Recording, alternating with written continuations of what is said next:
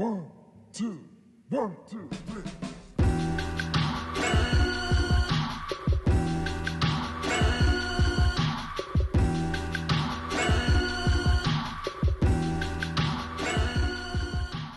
Norman, what's going on?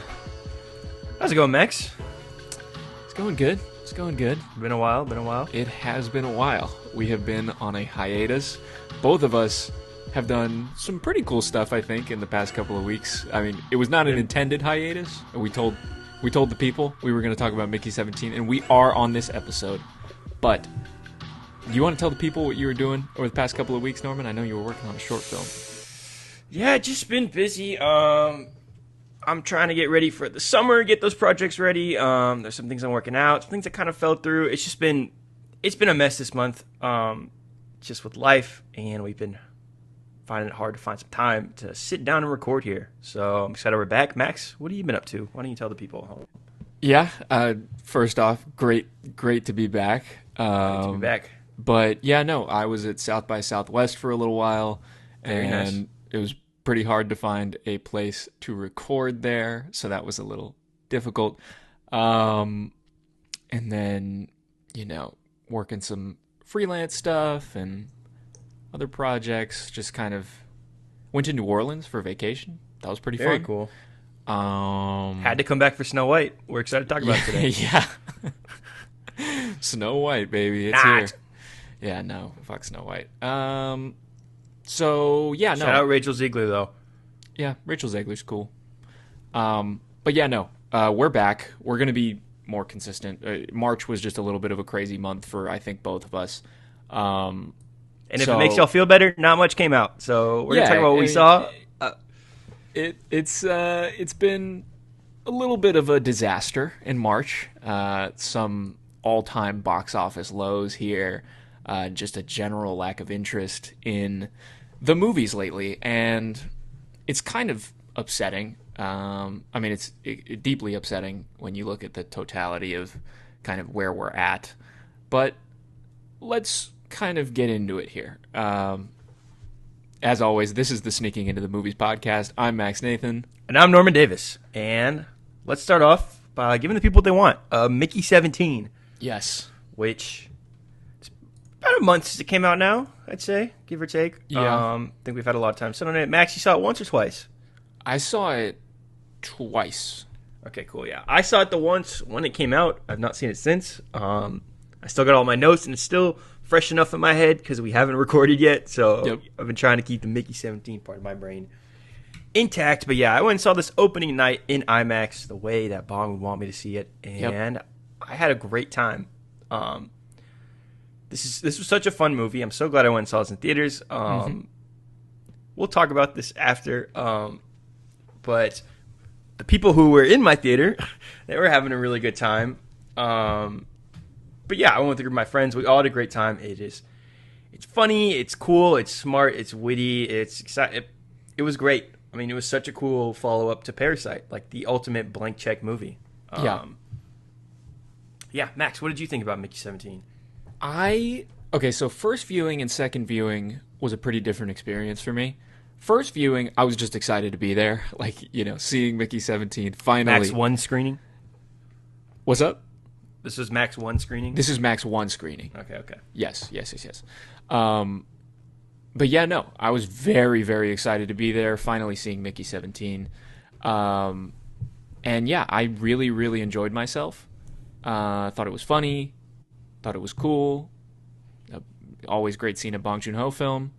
Second time was when I started to kind of, I guess maybe digest the film in a little bit more of a critical manner. Had a little bit more of an issue with some of the things that happened in the movie. Sure. But overall, I'm positive. But I do understand why some of the reception is the way that it is. Yeah.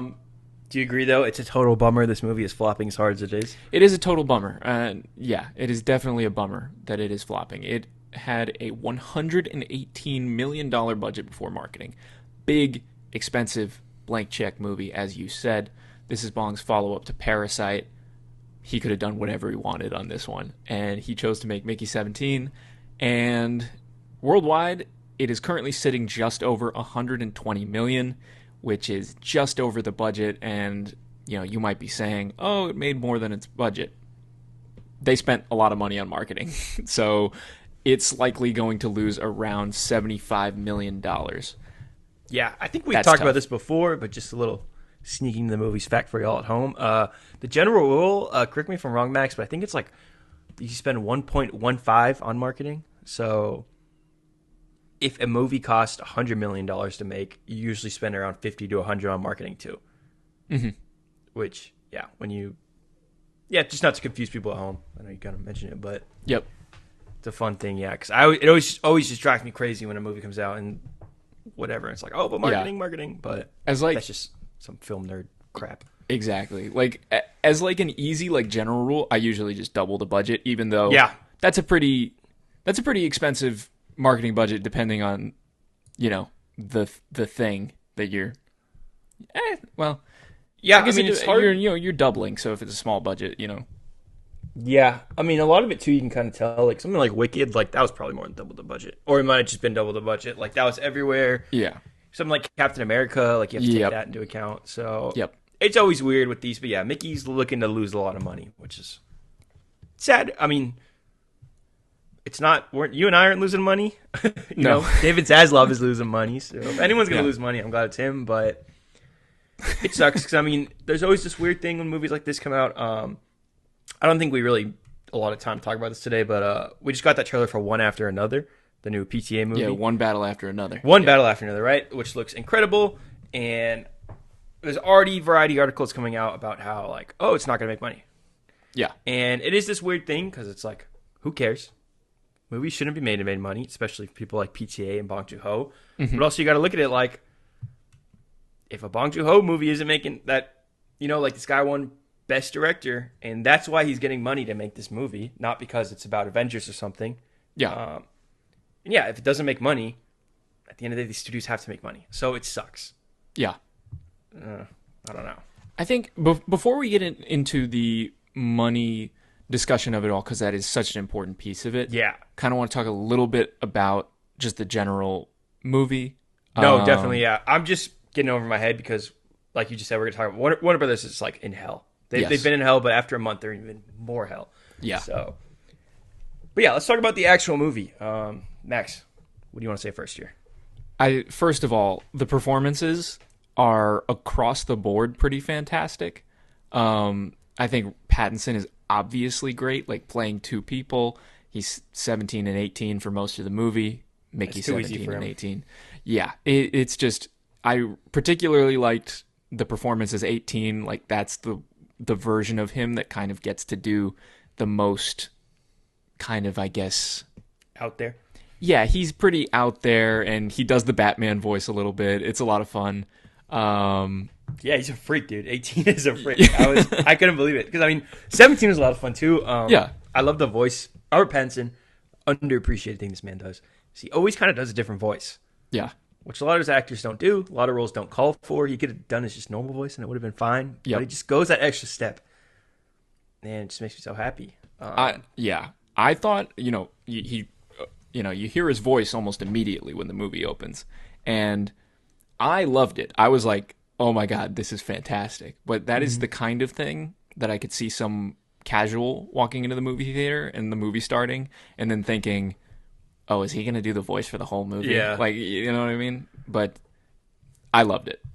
I thought it was a lot of fun. Yeah, I totally agree. I think he said he tried doing a Steve-O voice first from Jackass, but I think it worked. So I think it kind of sounds like that a so little it's kind of Steve-O. It sounds like what he said. It was like a mix of Steve-O and Ren and Stimpy, which makes a lot of sense if you've watched Jackass and Ren and Stimpy. Yeah. But yeah, Rob is obviously incredible in this movie, as he is in every movie. We haven't seen this guy in so long. Yeah. I'm trying to think of what the last... It was the Batman. I went and looked this up. He did The Boy and the Heron, which we heard him. We heard his beautiful, freaky voice. Yes. But yeah, the last time we saw Robert Pattinson on screen was the Batman, which is crazy. That is nuts. That was 2022. Yeah, but this movie also got... We're not really going to talk about this. But this movie, Mickey 17, was like heavily delayed. I think they shot this in 2021. It was like good to go towards the end of 2022, and Warner Brothers just didn't know how to market it or whatever. So Yeah. yeah. Yeah, no, and one of the things that I found interesting was, given how much drama there was kind of, centered around the release of this movie, Bong did have final cut on Mickey 17. And so even some of the, when you watch the movie, I felt like, especially towards the third act, because I thought it was visually a little bit wonky, I felt like there was some, like, weird reshoot stuff going on where, like, maybe Warner Brothers sort of tried to tack this on and it wasn't originally in Bong's vision, but Bong did have final cut, or he said that at least. It's probably true, but I just thought, some of my main issue with the movie kind of comes from that third act, and I felt like it was a little... Totally agree. It's a little too much, and you're on that ice planet, and visually it's just not that good looking, in my opinion. You're kind of running around, like, very, like... It's not nearly as bad as, like, a Shang-Chi situation where there's just smoke everywhere and you can't see anything. But it's kind of close to... Like, you have a lot of snowy white area and, like, these little CGI creatures running around, and it gets to be quite big and a little messy, in my opinion. Yeah, I found it frustrating is the word that I used. Yeah. Not in a good way. Not in a particularly bad way, but I do think the third act just kept kind of going. Like, it was very weirdly paced. It was just kind of... There was a point where I was kind of like, okay, we know what's going on. I don't know. It was a little weird towards the end, but... Yeah, I don't know. Would you find yourself recommending this movie to people? Did you find yourself? That's tough. That is a good question. I would say not to everybody. Yeah. Because I think there's certain things in it that are a little bit tough for just like any general audience member. I don't know. What is the official runtime on this movie as well? I think it's like 2 hours and 15 minutes. I'll double check that. But okay, so it's probably not that long, but it kind of feels a little long, and it's pretty out there in terms of like the science fiction aspect of it. You have a character. 2 hours and 17 minutes. Okay, so it's not that long, but it's the pace of it. I think there's large kind of portions of it that are a little dull and kind of drag. I think that particularly the stretch between the stretch between the scene where 17 and 18 first meet all the way to the best scene in the movie where 18 tries to kill Mark Ruffalo. Mm-hmm. That stretch I thought was a little bit of a drag. But like I said, interesting. I would like. Is that your favorite part of the movie? I'd say that's the meat. I'd say the bread was a little bit of a stretch. I thought the start. I liked. I had more issues with the end, but I feel like the start kind of went on a little too long. And we've talked about the end already, but I thought that was like the best part of the movie. Like literally, just what you said to what you said ended. That was my favorite part of the movie. So that's crazy, but to each their own. I think there's pieces of it that work. I just think the overall pace of it could have been like I was getting a little lost, and then they got me right back when 18 tries to go kill Mark Ruffalo, and you just get like 5 minutes of silent film gags, and I just thought that was like incredible. That entire scene, that was my favorite part of the movie. But yeah, no, I thought that was really cool, and I was gonna ask, so like.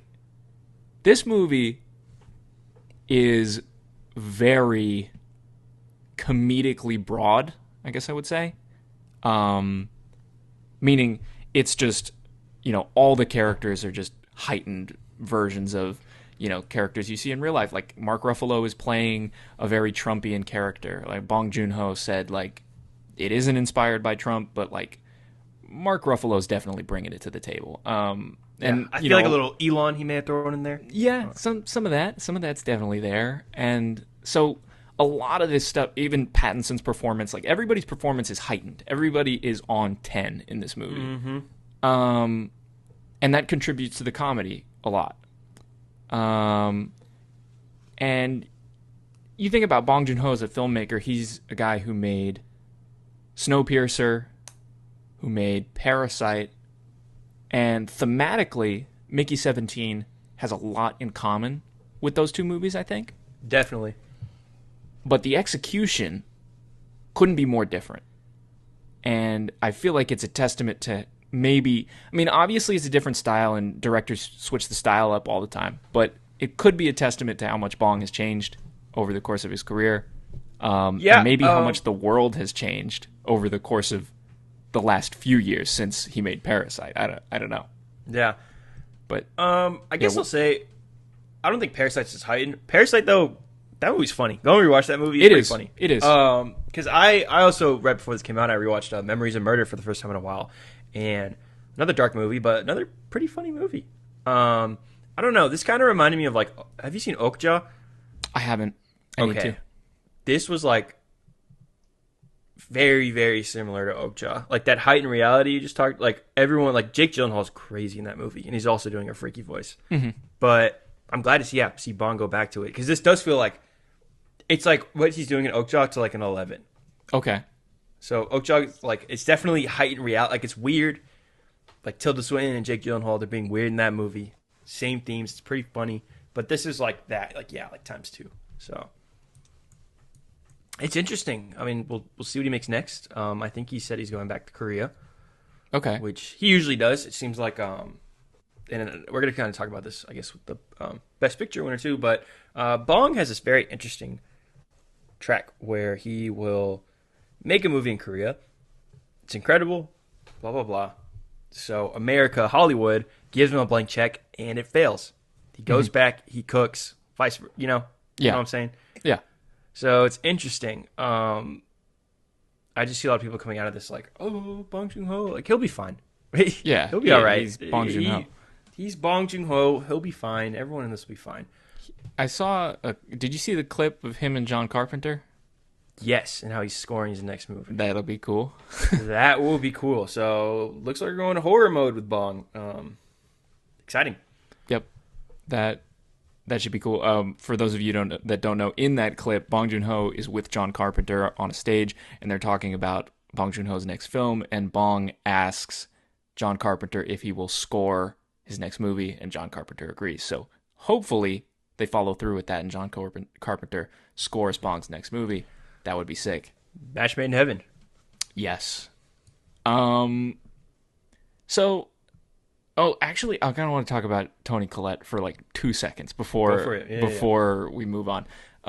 The sauce thing, that's pretty funky. Yeah, the sauce thing was weird. Like that was like, all right, bro.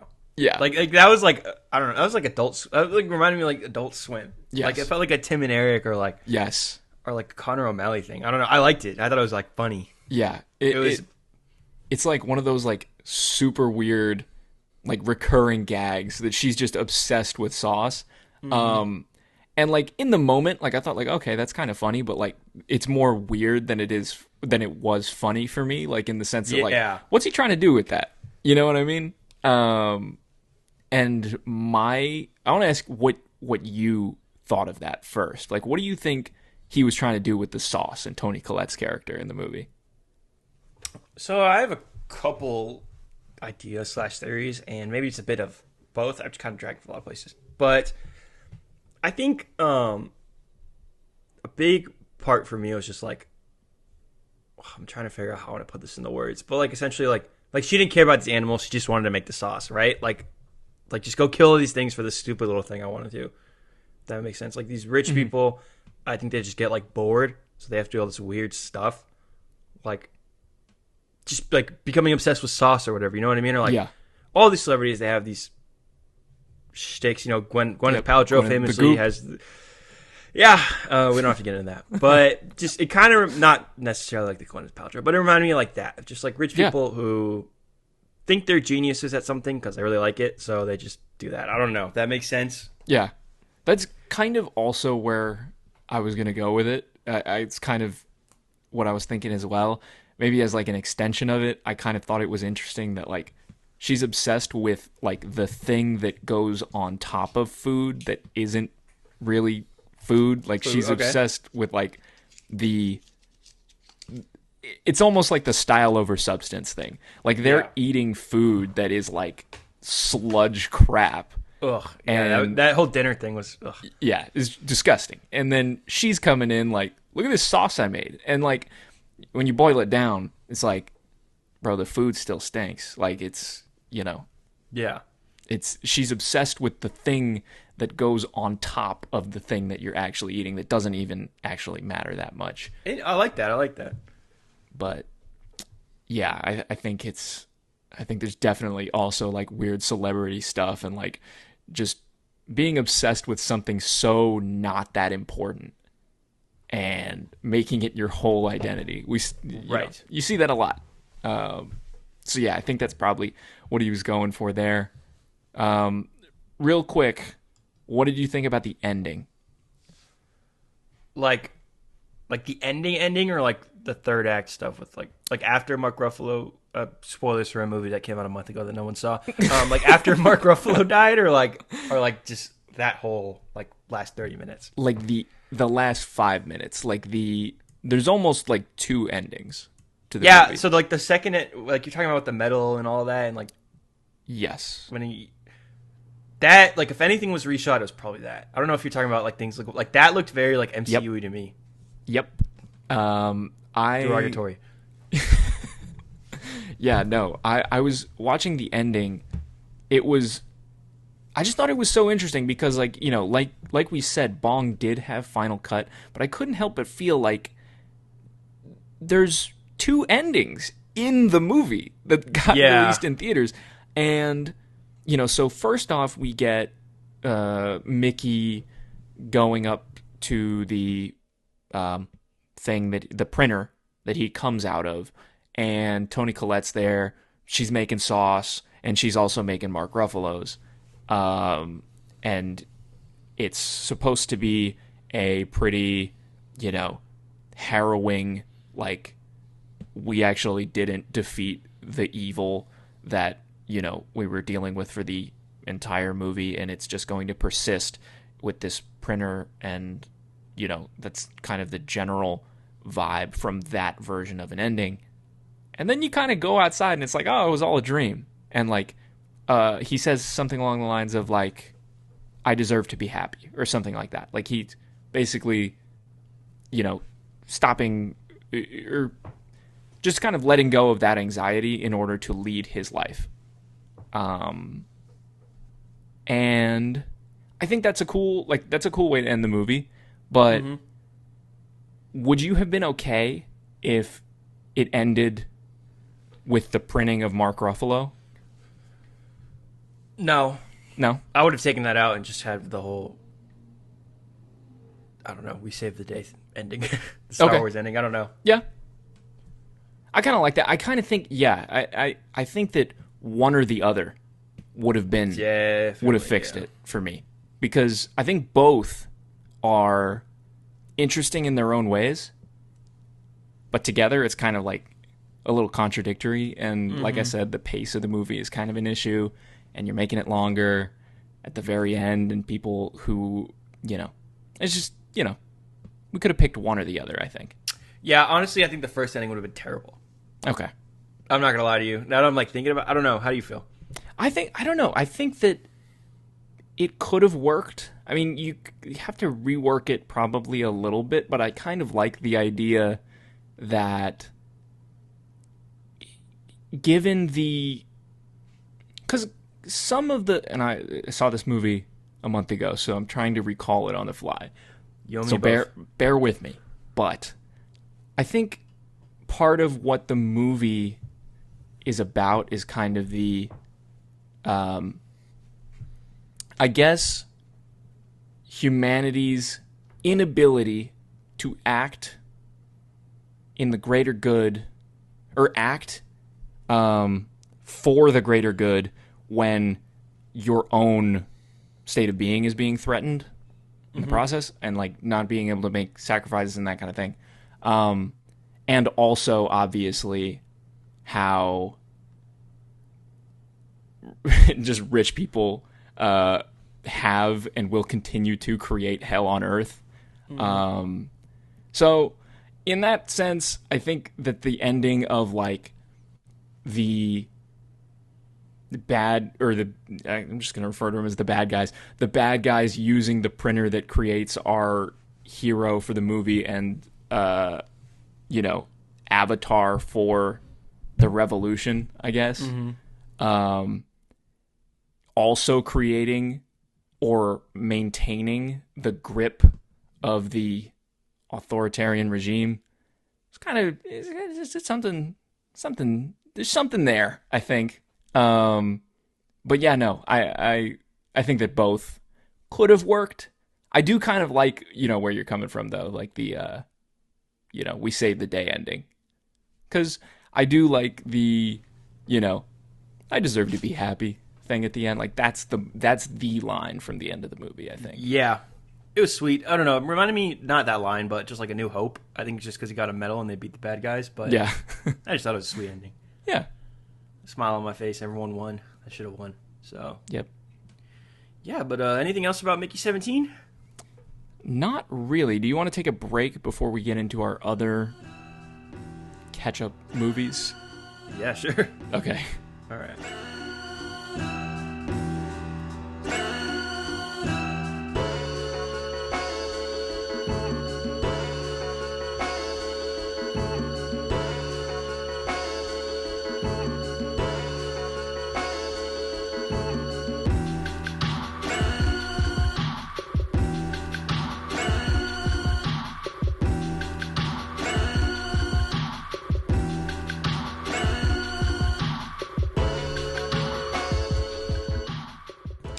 We're back. We are back.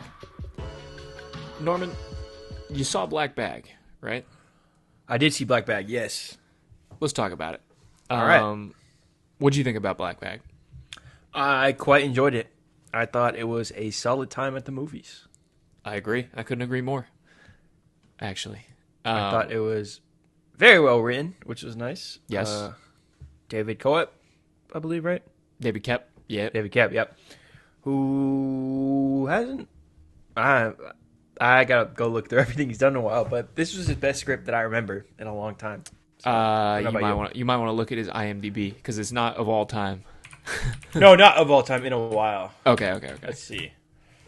But yeah, I'll keep talking while I do this. But yeah, I really liked it. Soderbergh's a wizard. Everyone knows this by now. I love the cast. It was so good to see Cate Blanchett again.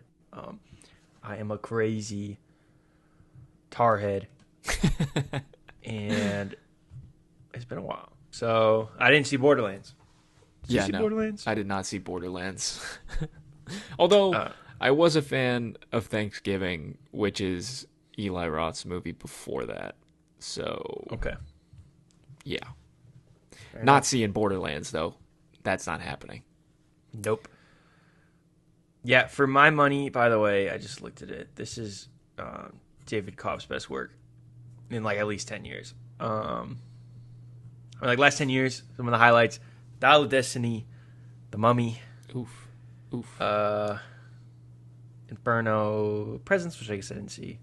Presence is fantastic, but that's for later. Cool. Okay. Well, yeah, I don't know. It's long story short, this is a very well written movie. I really liked it. I thought it was directed incredibly well. I thought the cast was great. Obviously, specifically Fassbender and Blanchett.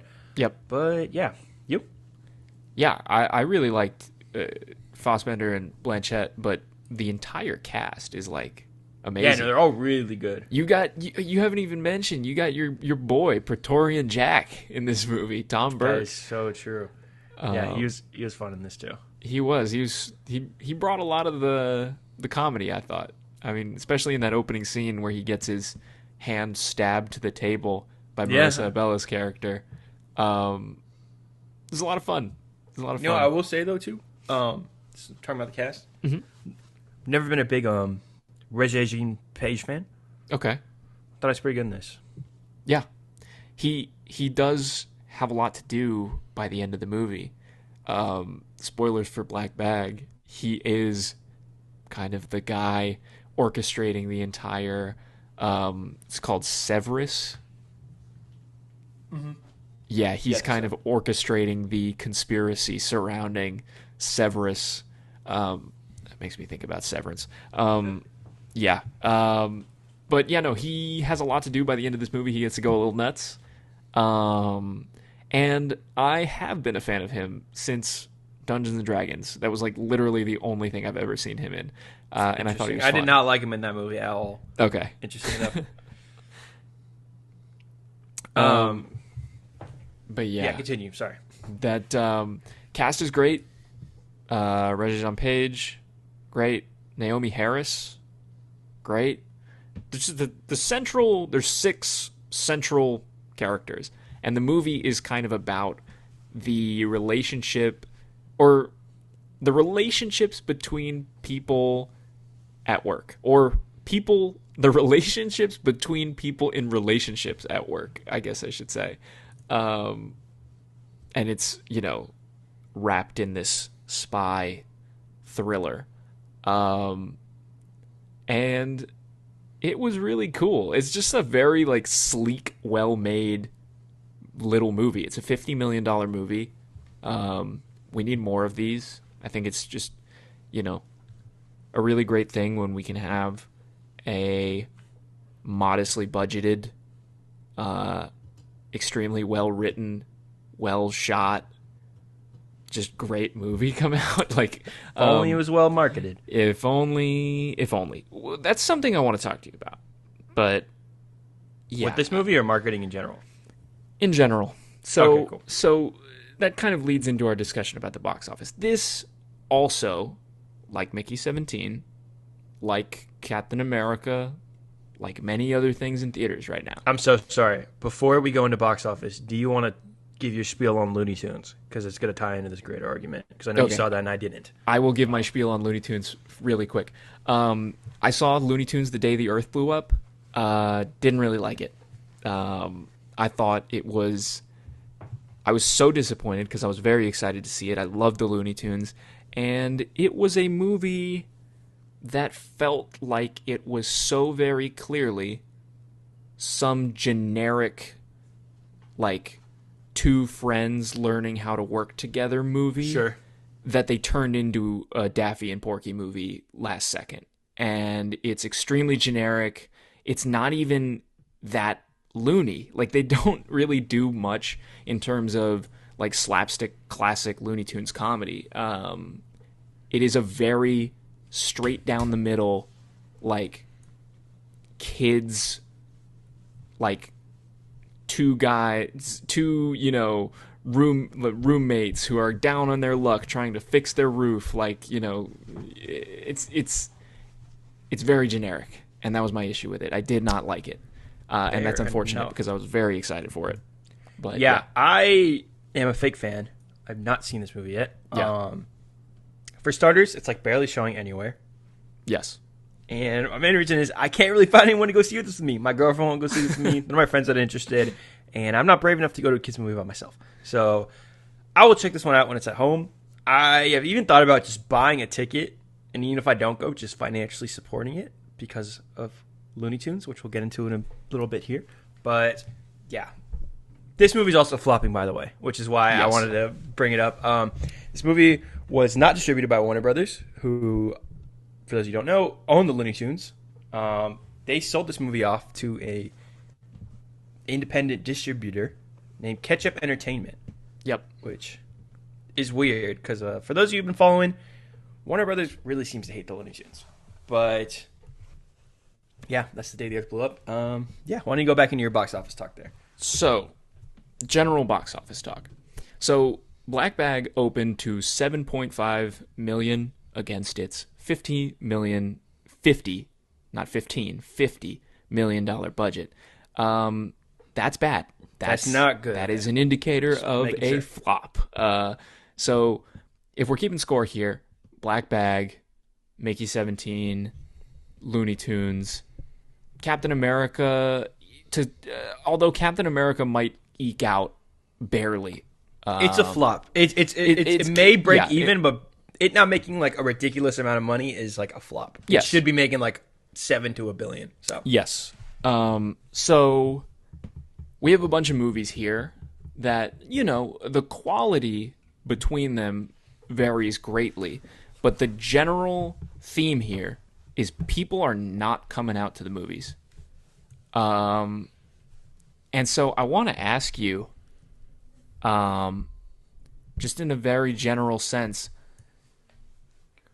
where do you think we go from here? Like, what do you think gets people out to the movies? If anything, like, is it totally random? Does it have to do with social media marketing? Is it IMAX? I think it really is like a lot of factors. So the main ones, I think, are marketing. I think a lot of these movies, minus like Captain America, obviously, so that was marketed to death. That one just like wasn't good.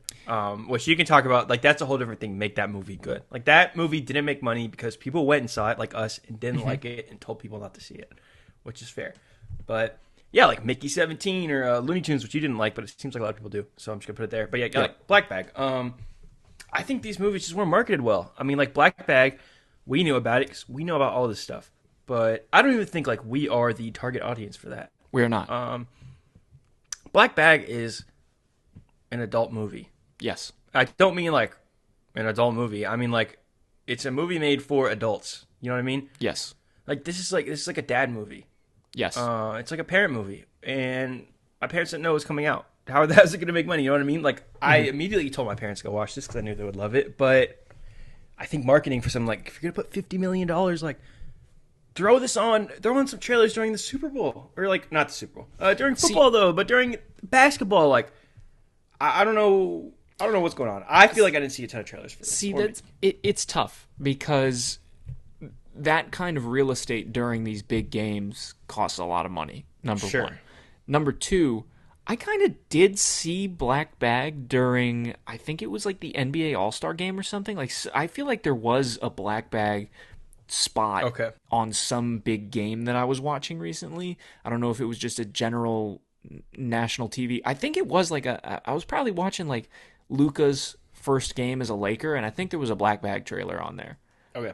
I could be wrong, but I think there was some. I think Black Bag did have a presence. That was an intended pun. But yeah, no. There was some presence for Black Bag within, that big game space, I think, if I'm not mistaken. But my thing here is like, when you say the movies are poorly marketed, what do you mean by that? Because there's a lot of these movies that are very present. Like Mickey 17 had a pretty extensive marketing campaign. Like it was present. Yeah, so even I think Captain America. Captain America is a better example. So Captain America was bad. Okay. I think if Captain America was good, that movie would have made a lot of money. Okay. Zero down in my mind. I think it's just hard to get people interested for stuff anymore, unless like they know that they're gonna really like it. You know what I mean? Like yes. I think Mickey 17 just was like seemed a little too weird for some people. I mean, like you and I even had a hard time recommending it to some. So I don't know. I think it's such a hard question because like this could all age terribly. By the way, the summer's coming up. Like a lot of these big movies are gonna make big money. I don't know that it necessarily will age terribly. Like I guess that's fair. Let's say like Superman and Fantastic Four make an ass load of money, but doesn't movies like Black Bag continue to fail. Like, what are we not still in the same place? Because you just said if Captain America was good, probably would have made money, and I agree with you. Try not to be a total nihilist. I just think it's impossible to get people to see movies that like aren't super big anymore, or it's like Sonic or Captain America or Fantastic. Like, we do. I don't think there's a way back from where we're at. I think it's just getting worse and worse. Like, I don't know what needs to go on in the world to get people to go see Mickey 17 or like Black Bag. They're not. I think people are just waiting. Like, they have been trained to not go see movies in theaters. I think that's really what it is. I think something like Black Bag, which is a beautiful looking, astounding movie, but for most people, like, why would I go? Why do I need to see that on a big screen? You know what I mean? Yeah. I feel like with a lot of movies that make a ton of money now, like, you can tell it was something someone wanted to go see on a bigger screen. Not necessarily like it was a movie that they wanted to see, but something like Oppenheimer. Like, that was a movie where, like, go see that in totally IMAX. Yeah. Go see this big, like, because Oppenheimer is like the diamond in the rough of like a really good movie. I guess it's based on a real person, but like, it's not an interesting person. You know what I mean? Like, it's not like or Barbie that came out the same. It's not Captain America. Let's just say that. Right. So I think it's just impossible to get people to see stuff that's like not Captain America or Barbie unless it's like as big as Oppenheimer. I think there's some pretty key anomalies that I'm going to bring up that might help us. I don't know. Is this in the last 6 months or the last 5 Not the years? last 6 months, but the last post-pandemic. I think there's a few key examples that we can look at and go like, okay, so something happened here. Okay. One of them, before I get into that though, I want to mention, you mentioned that people are just being conditioned to like wait for things at home. So after Mickey 17 and Black Bag debuted in theaters to middling box office, it was announced that they are going to be both out on digital after 18 days within their release date. That is precisely the kind of thing that you're talking about, in that, you know, if people can see it at home for cheaper in like 2.5 weeks. That's point number 2, cheaper. Yep. Yeah. And you know, it can be cheaper, like if you're, you know, like a family of 4 or whatever, and, you know, the movie comes out on PVOD for $20 to rent or whatever. And if you wait even longer, it'll get to like the $5 range. But let's say, you know, when Mickey 17 comes out on digital, it's going to be $20 to rent. Or, you know, somewhere in that ballpark. If you're, you know, a family of 4, you can spend $20 watching that versus spending, you know, $80 at the movie theater. And then if you get popcorn and candy and stuff, forget about it. That's a $100+ excursion. Even, you know, even 2 people, bro, like going on a date to the movies, they're running you like $40. Like, at that point, I can go do so much more for $40, which isn't a problem for me because I love movies or whatever. But I'm not the issue. Like, the issue isn't getting me to go see a movie. You and I, we're always going to go see movies. Yeah. I don't think there's a way to get people back in other than making it really cheap. That's it. I think if, like, you would literally have to slice prices in like half to get people to go to the movies again. Yeah. I think people were conditioned during COVID, and now, like, they're like, okay, let's go to the movies. Oh, it's expensive. No way. Like, I'm not going to go every week. I'm not going to go see Black Bag. It's expensive. I'll go wait to go see whatever when it comes out in a month. Or, yeah. People would rather spend their money on other things that are also ridiculously expensive. Yeah, because, I mean, it's like it's essentially, like, I would say $20 to $100 to essentially take a gamble, you know? Like, yeah. With something like, I don't know. At least with a Marvel movie, I don't know. I'm trying to get into like someone's head who doesn't go see a lot of movies. At least if I'm going to see like Captain America, even if it sucks, everyone kind of saw it, so I can talk about it to people. You know what I mean? Yeah.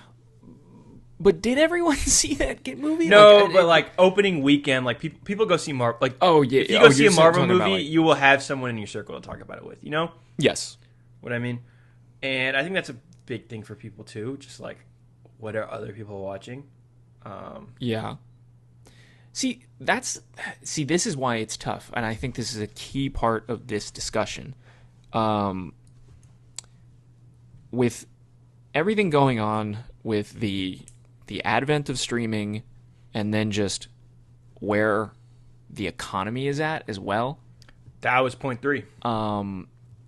We're kind of rapidly and you see this everywhere. This is not just movies, but video games, books, cars, dude, everything. So yeah, I just think like the so much of what I'm just talking about Americans here, obviously, because we're from America, but, I can't speak for other countries. But I feel like so much of what Americans aspire to is individualism, just inherently based off of, like, kind of what we're, everybody, wants, their own house, their own car, like their own this, their own that, like, and you're kind of going further and further down the rabbit hole of, like, at what point is the individualism going to completely destroy every communal experience that we have?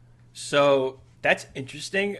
I would say it's less, at least for movies, individualism right now, and more attention spans. Like the idea of, like, That's a factor too. I have I'm gonna put them on, I'm not gonna say their names, but I have friends. I'll put them on blast. Who I invited to go see Wicked, who were like, I don't want to sit for 3 hours without looking at my phone. I was like, I said we're going to the draft house because you have to be quiet. Like, I was worried about the crowd for Wicked because there's just a lot of people who don't really go to movies. I was like, we're going to draft house, and they're like, no, I don't want to go sit for 3 hours. I think that is bigger than, like, I don't want to go sit in a room with a bunch of other people. You know what I mean? Because, like, I don't think individualism, unless you're worth $50 million, is going to keep you from bowling. Unless you're going to put a bowling alley in your house. You know what I mean? But I think that's yes, like I understand what you're saying, and, like, once you get to the real macro, like, only really rich people are going to be able to, like, keep certain things solely to themselves. But with the movies, everybody has a way to watch Mickey 17 within 2.5 weeks of it releasing in theaters at their house. And I think that, societally, it's clear. Like, people have made the decision. Like, streaming is, how people watch movies now. At home. By themselves. Or, with people they invite over. I feel like, in a lot of cases, it is by yourself, though. Like, that you're watching stuff by yourself. Like, how often are you, getting a bunch of people together to watch, like, the latest streaming movie? Like, it's just kind of like, it's rapidly evolving into a more individualistic experience. And that's why I feel like the theaters, the attention span, the economy, like, all of that stuff. I think people are just watching movies less too. And I think that's part of it. And that also has to do with the attention span thing as well. Like, certain people are not going to be privy to sitting down in a dark room and focusing on something for more than an hour, for more than 5 seconds in some cases. But yeah, it really is I think a lot of it has to do with focus. It's an issue of focus, and I think it's focus, and everything is terrible. That, like, we're just super. I think everything is awful everywhere. Not to be a pessimist, but I think since we're just into movies, like, we see it like this. But, like, I'm really into games, and the gaming industry is, like, worse, dude. And, like, in what sense? In what sense? Like, games are awful, and they're, like, way too expensive, and, like, they lose so much more money. It's kind of like the opposite, really, of, like, I feel like Hollywood's just trying to put out as much crap as they can. Like, games are, like, so advanced, and, like, they all want to be live service and stuff. They take so long to come out, and then they're awful. It's like, oh, damn, we just spent 8 years making this $300 million game, and now no one wants to play it. Yeah. Let's wrap it up. So, but yeah, I think all industries are bad. Like, I think, like, movie theater attendance, obviously because of COVID, has been bad since COVID, but I think with how awful, specifically, like, in the last 12 months, I feel like everything's felt so much more expensive for people compared to how it's always felt. It's just like, why would I go spend $20 to go see Black Bag when I can watch it at home in 3 months if I want to? Yeah. Like, why am I taking that gamble of $30 for a ticket and a popcorn if I can just go watch it at home? And, like, I hate to say it, I don't think there's a way we come back from this. So I'm gonna try to argue that maybe there is a way to come back from this. Please do. Prove me So wrong. one of the anomalies that I wanted to mention is Everything Everywhere All at Once. That movie made $143 million. And that, obviously. I mean, So did Mickey 17, though. I mean, that's just like you got to look at perspective. that's true. That's the same audience. You know what I mean? Is it?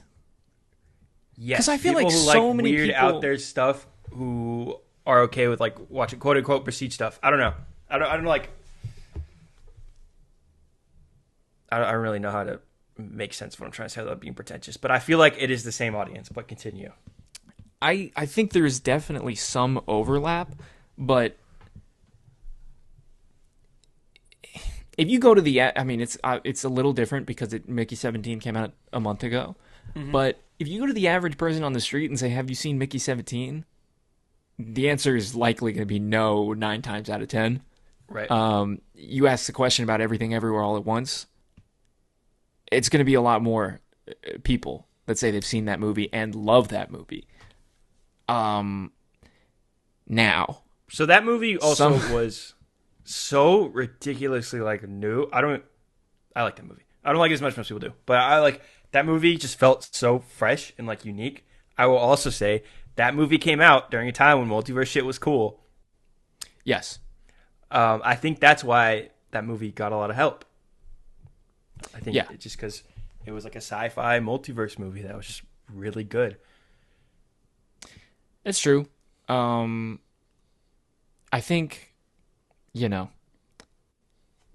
that's not the only. That's not to say that that's the only movie that's done well in the past 5 years. I'm just trying to. I mean, The Monkey did well a month ago. Yeah, and a lot Nosferatu? of these lower budget horror movies are doing well, and kind of what you see here is, and this is a sentiment that Cord Jefferson, when he won his Oscar for original. Was it original screen? No, it was adapted screenplay, right? Because American Fiction is based on a book. Yeah. When Cord Jefferson won his Oscar for adapted screenplay, he went on stage and said, basically begged Hollywood to, instead of making one $300 million movie, make like 50 $10 million movies. It just, that's not an exact quote. He said it much more eloquently than I just did. But what you see is a lot of these cheaper horror movies tend to do the best at the box office because they don't cost that much and they can generate enough interest to make their money back. Now, are these horror movies that are cheap and do well at the box office the best things that you can see at the movie theater? Usually not. Usually no. And that's there's a little bit of a divide there. Yeah, so if people, if what people are seeing at the movie theater is Night Swim most of the time, the movie theater as an experience is going to get a bad rap, I think. If the majority of what people can experience over the course of a year is Night Swim, like that's what, not to say that Night Swim popped off, but, movies like, it's tale as old as time. These low-budget horror movies are doing well. And then before that, it was low-budget horror and comic book movies that were sort of carrying the industry. The comic book movies have fallen by the fucking wayside. Like, that is almost over, and I kind of want to talk more. That's probably more going to be related to our Avengers Doomsday discussion after the break. Oh, and I got some DC news too, don't worry. But it's, the comic book movies have fallen by the wayside. They are not reliable anymore. We'll see what happens. Like I said, there's some layers of it that I want to talk about in the Avengers discussion. But Captain America's flopping or barely making a profit. Like it's barely doing well if it does well. Quantumania flopped. The Marvels flopped. Like, there's so many of these. It was, over the course of the 2010s, it was basically unheard of that a Marvel movie could flop. Like, it just didn't happen. It was like an Ant-Man movie would make like $600 million, and like that wouldn't be a flop by any means, but like that would be the lowest they'd go, like, by far. Yeah, and that was them. Ant-Man at the time and Guardians of the Galaxy, they came out around the same time. Doctor Strange, that was really when they were experimenting. Like, they didn't, they were doing, Iron Man, Captain America, Avengers, Hulk, and then you see Ant-Man and Guardians of the Galaxy, and those movies. It's like you said, when Ant-Man makes $600 million, that's not at the time in 2016. That is not a, oh yeah, Ant-Man made 2016 or made $600 million. Great stuff. Like internally, they're probably like, holy shit, we can do anything. Bro, you want to talk about do anything? Captain Marvel made $1 billion. That's nuts. I'm not even gonna, like, Black Panther made $1 billion, but like you can see why that made $1 billion. But Captain Marvel made $1 billion. Yeah. Which is a movie I am way more fair than most people. But like, Yes. yeah, they could have done fucking anything, dude. But yeah, I think with superhero movies, obviously we'll talk about it more. I think it'll be an interesting boomerang. Because I feel like there's some we already know are going to do well, but will those make? We don't know that any are going to do well. There are some we're confident will confident. probably do well. I'm just gonna give you the example right here because everyone's saying it. Superman. Superman's probably gonna do well. It's probably gonna be great. It's probably gonna make a lot of money. Are people gonna go see Thunderbolts? Or I guess not What's Thunderbolts is the next one in May. Yeah, which looks good, but like I don't know. We'll see. But that like that'll be an interesting test to me because I think that movie is going to be good, and if it's good and makes like the Marvels money, I'm going to be, even if Fantastic Four does well, I'm going to be sounding some alarms because if a good comic book movie, I don't think we've seen a good comic book movie flop. We've seen a lot of bad comic book movies. So flop. yeah, this is where I'm at with Thunderbolts. Because you and I have been joking about how this movie's gonna make $6. Yes.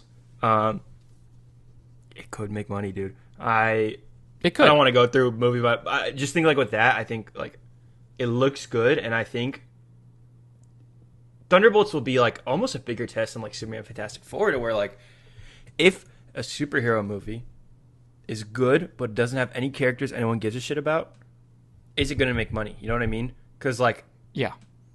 Fantastic Four and Superman, like if those are good, those will make a lot more money because they're good, but also like it's a good Superman movie. You know what I mean? Mm-hmm.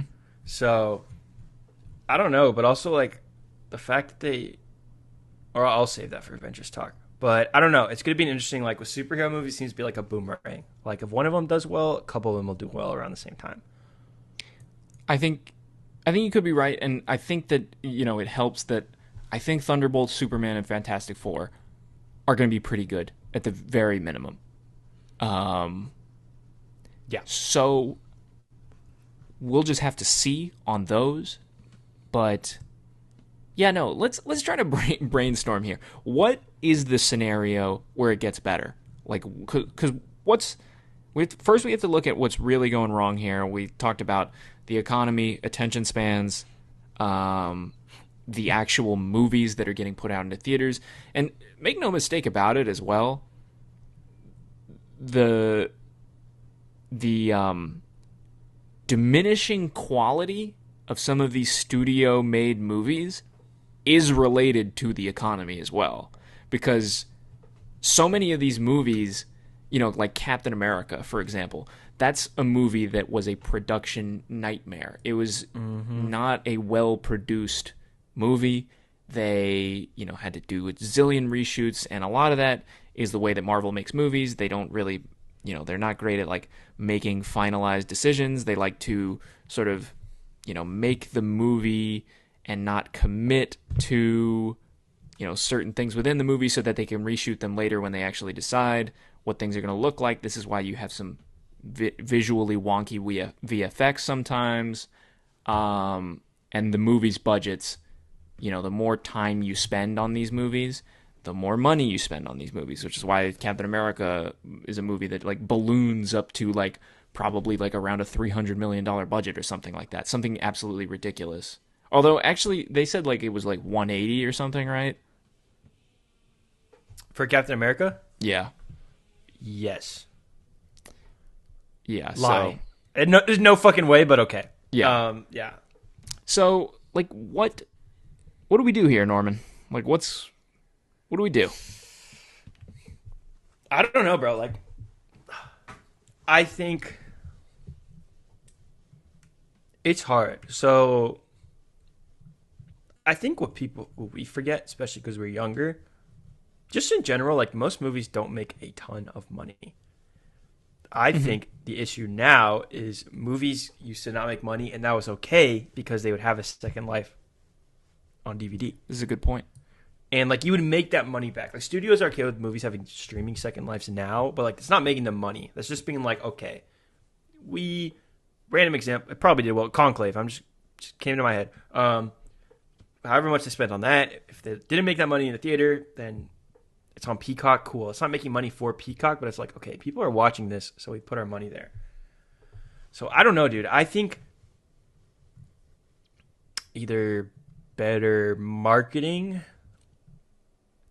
or I don't know, dude. It's hard because it's like I think it's on people to just be more like people just have to go to them. That's kind of what it is. Yeah, there's just have to be diminished interest in the actual theater going, movie going experience. I don't think it's the movies. I think it's going to the movies. Like unless I'm going to see Superman or Top Gun or Doctor Strange or like why would I go to the movies? Which is why, the IMAX thing is promising, and the Dolby and the premium formats is promising because people do, like, we say, like, oh, it's a totally different experience, it's fantastic, and that's actually something that the general audience agrees with. You can see it in box office. We talked about the animated Chinese movie, Ne Zha 2, which is, like, the 5th biggest movie ever. It passed The Force Awakens. It's an IMAX animated movie. And yeah, that's a whole nother can of worms. China is very invested in the premium formats and IMAX, and they have a lot of stuff in production that's filmed for IMAX. I do really like that you bring that up because 2 specific examples in the last 2 years. Oppenheimer, I think they said like 60% of people went and saw that in IMAX, which is crazy. Nuts. That is like, that is why that movie made $900 million, other than the fact that it was good. But same with Dune 2. I think they said it was like 40 to 50% of people who went and saw that in IMAX instead of premium, or regular, I should say. But that's the difference between making $450 and $600-700 million, Yes. The key issue with this, though, is that there are not a lot of Dolby and IMAX screens, period. Yeah, or a lot of movies that people will justify seeing this. You know what I mean?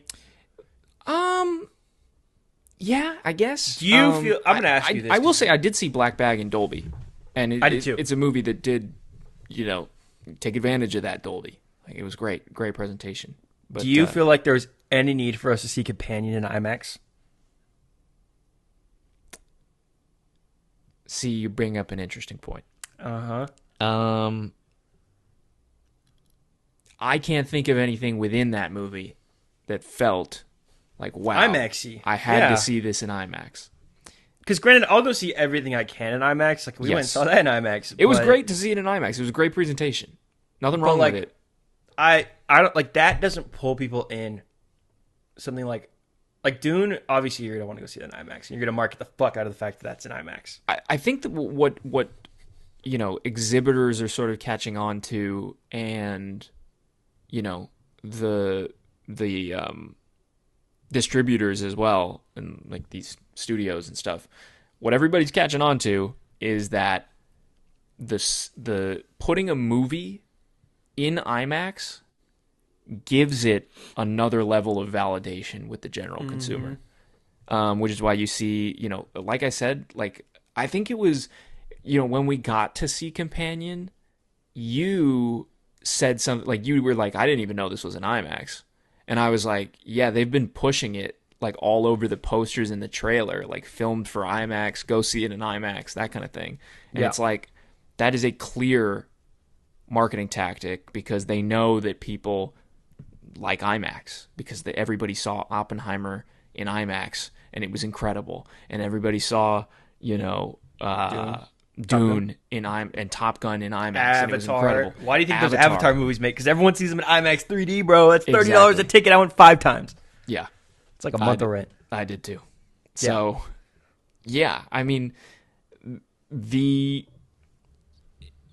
hopefully there's some more investment in creating more of those premium screens across the world, in the country. Yeah, because you can only have one movie playing on them at a time. Yeah. Which was part of why Mission Impossible failed. Speaking of movies that failed, they put that movie out in IMAX 2 weeks after Oppenheimer, which was not a good idea. Yeah. So, So we're not in a great place, but maybe there's some hope on the horizon with these premium formats because people are going to see these movies that are come out in premium formats. yeah, and maybe these 27 cast members we're about to talk about will save cinema forever. Let's see if they can save cinema after the break. We'll be back with Doomsday. All right.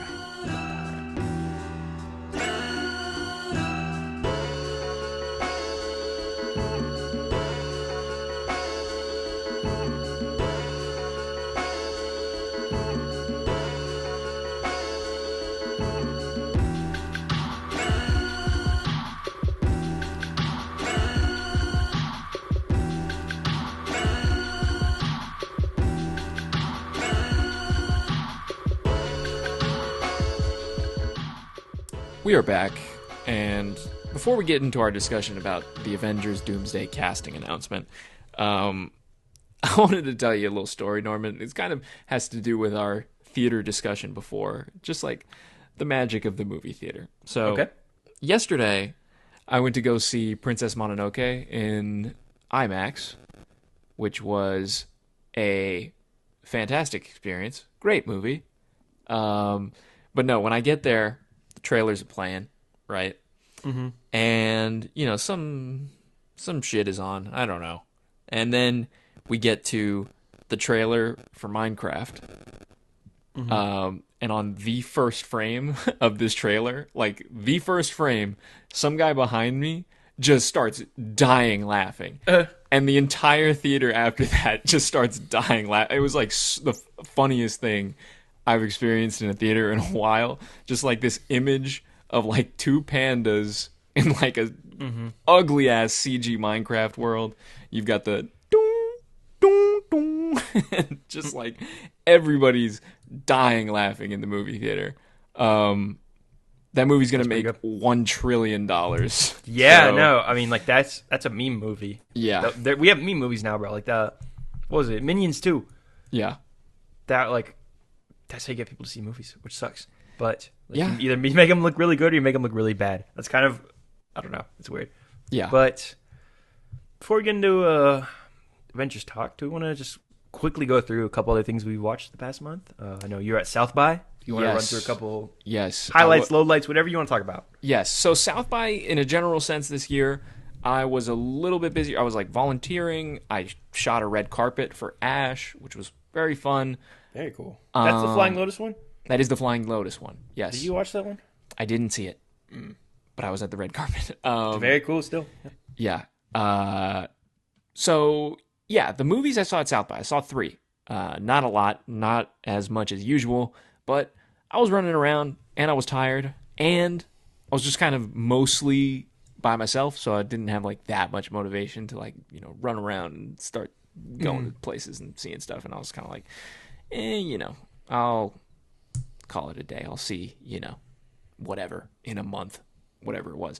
But, I saw Death of a Unicorn, which is the upcoming Jenna Ortega and Paul Rudd. Oh, it's out. Never mind. It's out. I think so. It was playing this weekend in Austin. Did you see it? I have, no interest, so change my mind or tell me I'm right. You're right, unfortunately. That's what I was reading, so.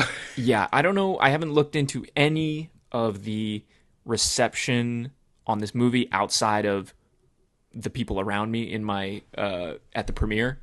I didn't like it. That's really kind of like all I have to say about it. Like, it's kind of unfortunate because the talent is so great and they are good in the movie. Like, there's a lot of like funny character stuff, like Will Poulter specifically is like hilarious in the movie, but the actual movie is just very tired at this point and standard. It is, by the end of it, it sort of devolves into this weird, like, boring Jurassic Park riff with very bad CGI unicorns, and it kind of just falls apart.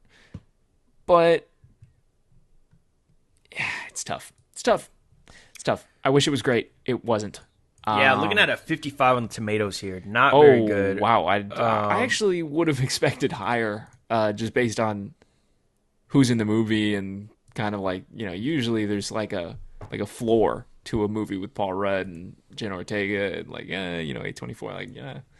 I will say, as Barry's strongest soldier, I almost want to go see this just for Anthony Carrigan, but I'm not going to do it. Okay, I will tell you a funny moment from the premiere was, so they're going after the movie, the Q&A starts, and so like Paul Rudd talks, Jenna Ortega talks, like it's the whole, the standard thing.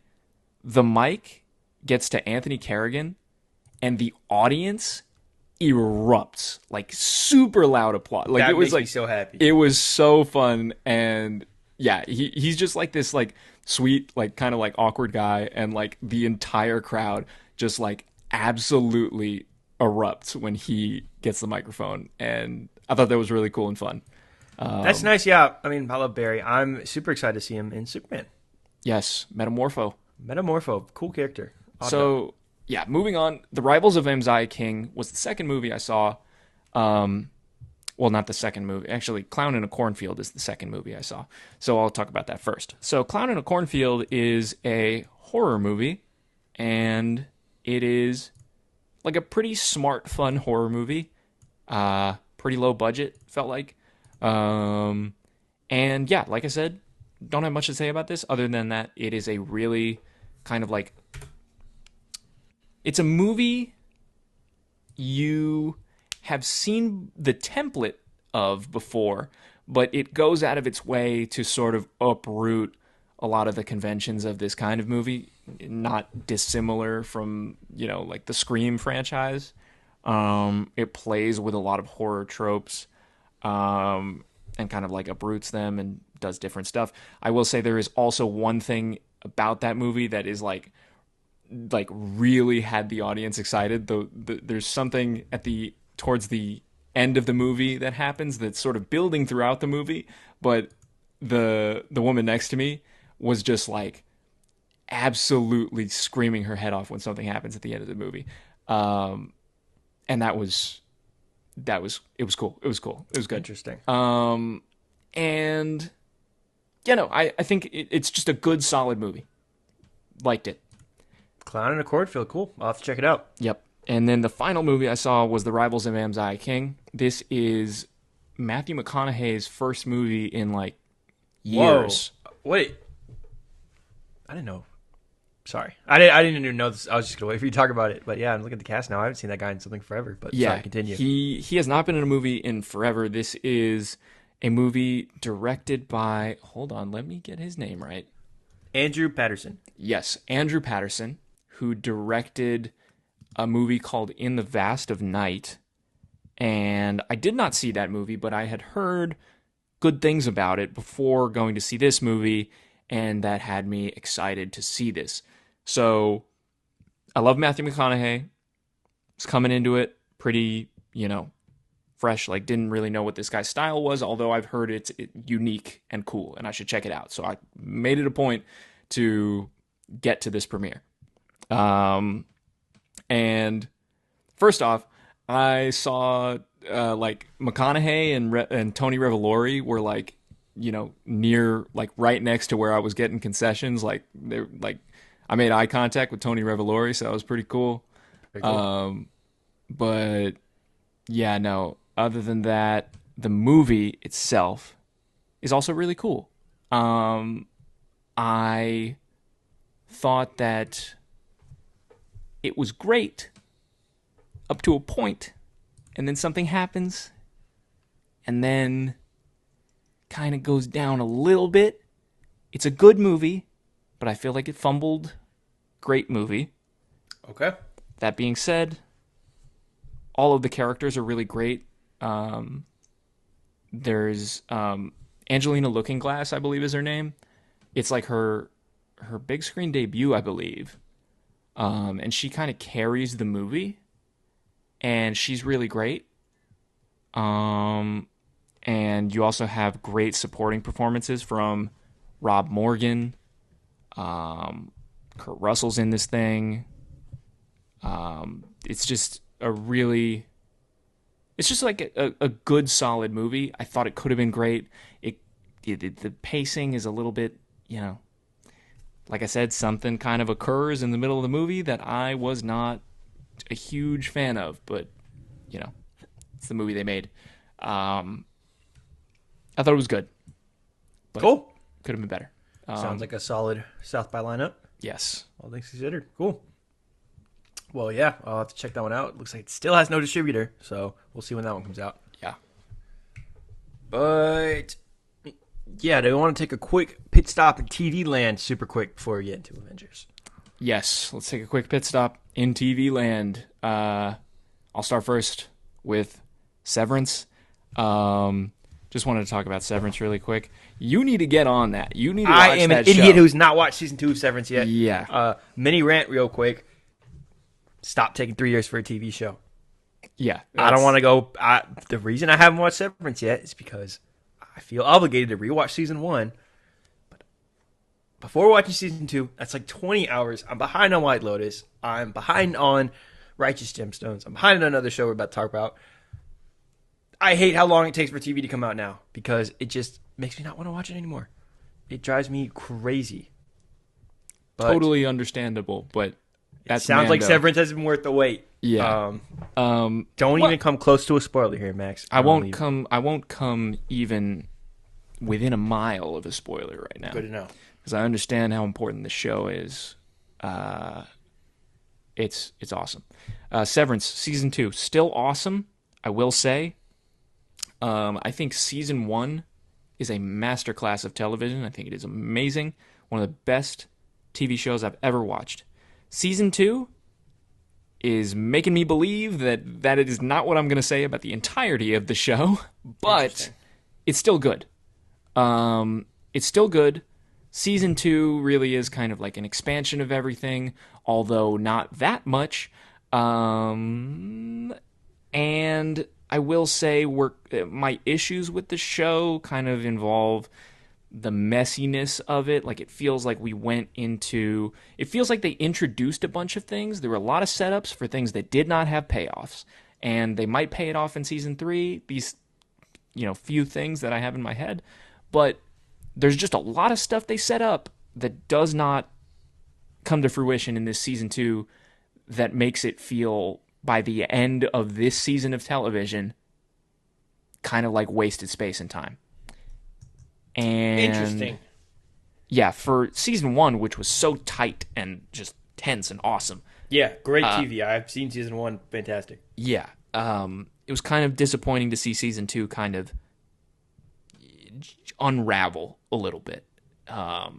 You're the only person I've heard say anything even remotely negative about Severance season 2, which is super interesting. I know. Yeah, I'm a little bit. Yeah, I've been saying a lot of negative things about movies that, like the Looney Tunes thing, I also kind of had a different opinion on than like the, general public. But like with Severance, I still think, like, I'm not saying it's not good. I think it is fantastic television. I just think that it is not by any means season 2 a masterclass. I think it got pretty messy in the middle. I think that there is, they tried doing something this season where there's certain episodes that are not as focused on our central characters. And you see that a lot in shows when they kind of get to this point where, they start, showing us snippets of things that are happening outside the scope of what our main characters are experiencing. I think The Bear does this. Are you talking about, like, they focus on, like, supporting cast? I don't want to even... Okay. Have you seen The Bear? You've watched The Bear, right? I haven't seen The Bear. No, I'm the one person on planet Earth that hasn't seen The Bear. No bullshit. Well, I'll watch Severance when you watch The Bear because it's unacceptable. But okay. Continue. Sorry. But, yeah, no, they do a thing where they kind of have some episodes focused on some supporting, like, characters. I just say it anyway. There's some episodes that are, yeah. And the consensus on one of those episodes is that it's one of the best episodes of television ever. Episode 7 of Severance is the best episode of television ever. I've heard that so much. I don't even think it's the best episode of Severance ever. And then there's episode 8, which is also another episode that's kind of outside the scope of what our main characters are experiencing, without spoiling anything about it.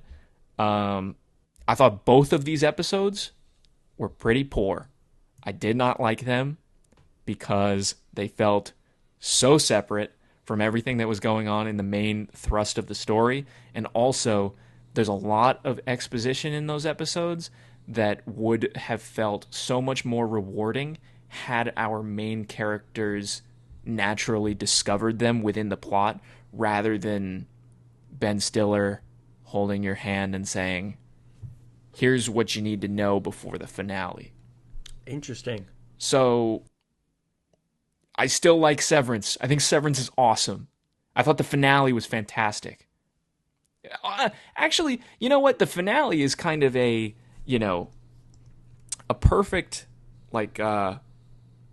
microcosm of my opinion of the entire show, I guess, or the entire season 2, because I think the finale is also pretty messy. I think there's certain things that are that do not really get paid off properly, and things that are very unclear. They kind of reveal stuff to you that I still found I still don't know what the fuck is going on. You're gonna have to explain this a little bit, in a more succinct, clear way. And I know they're trying to be mysterious. That's part of the show. You're not supposed to understand everything, but at a certain point, I'm gonna need to know what's going on from a stakes and tension perspective.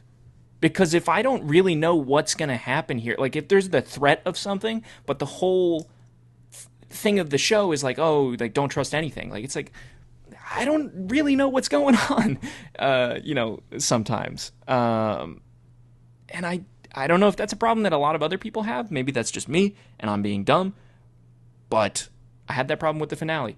However, there are some key elements of that finale, specifically something that happens in a cabin, that scene, and then the final shot / ending of the season.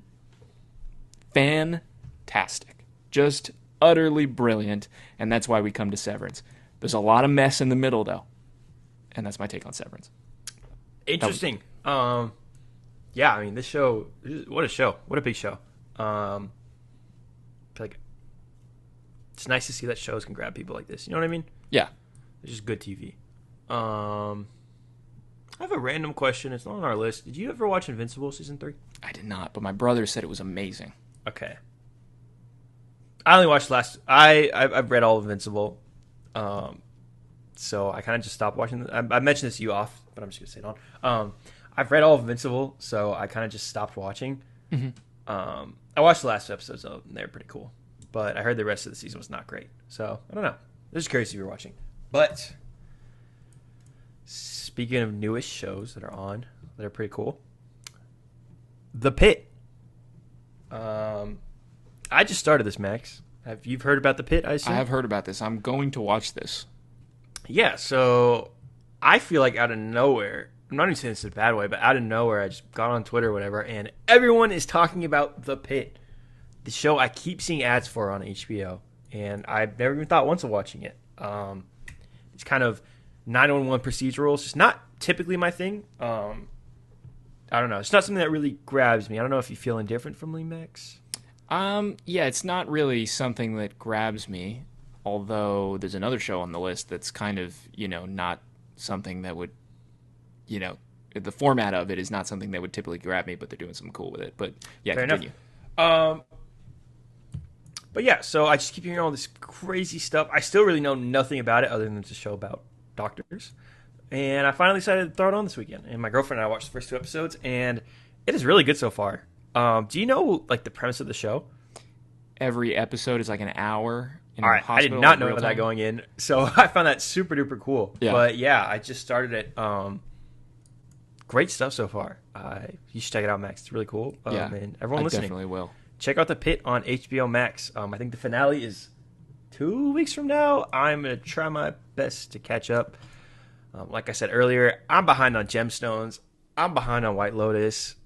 My dumb ass decided to put on the pilot for Twin Peaks last week, so now I'm kind of just rewatching that. Damn. Shout out David Lynch. Love David Lynch. Can't believe we lost David Lynch. Twin Peaks is still awesome.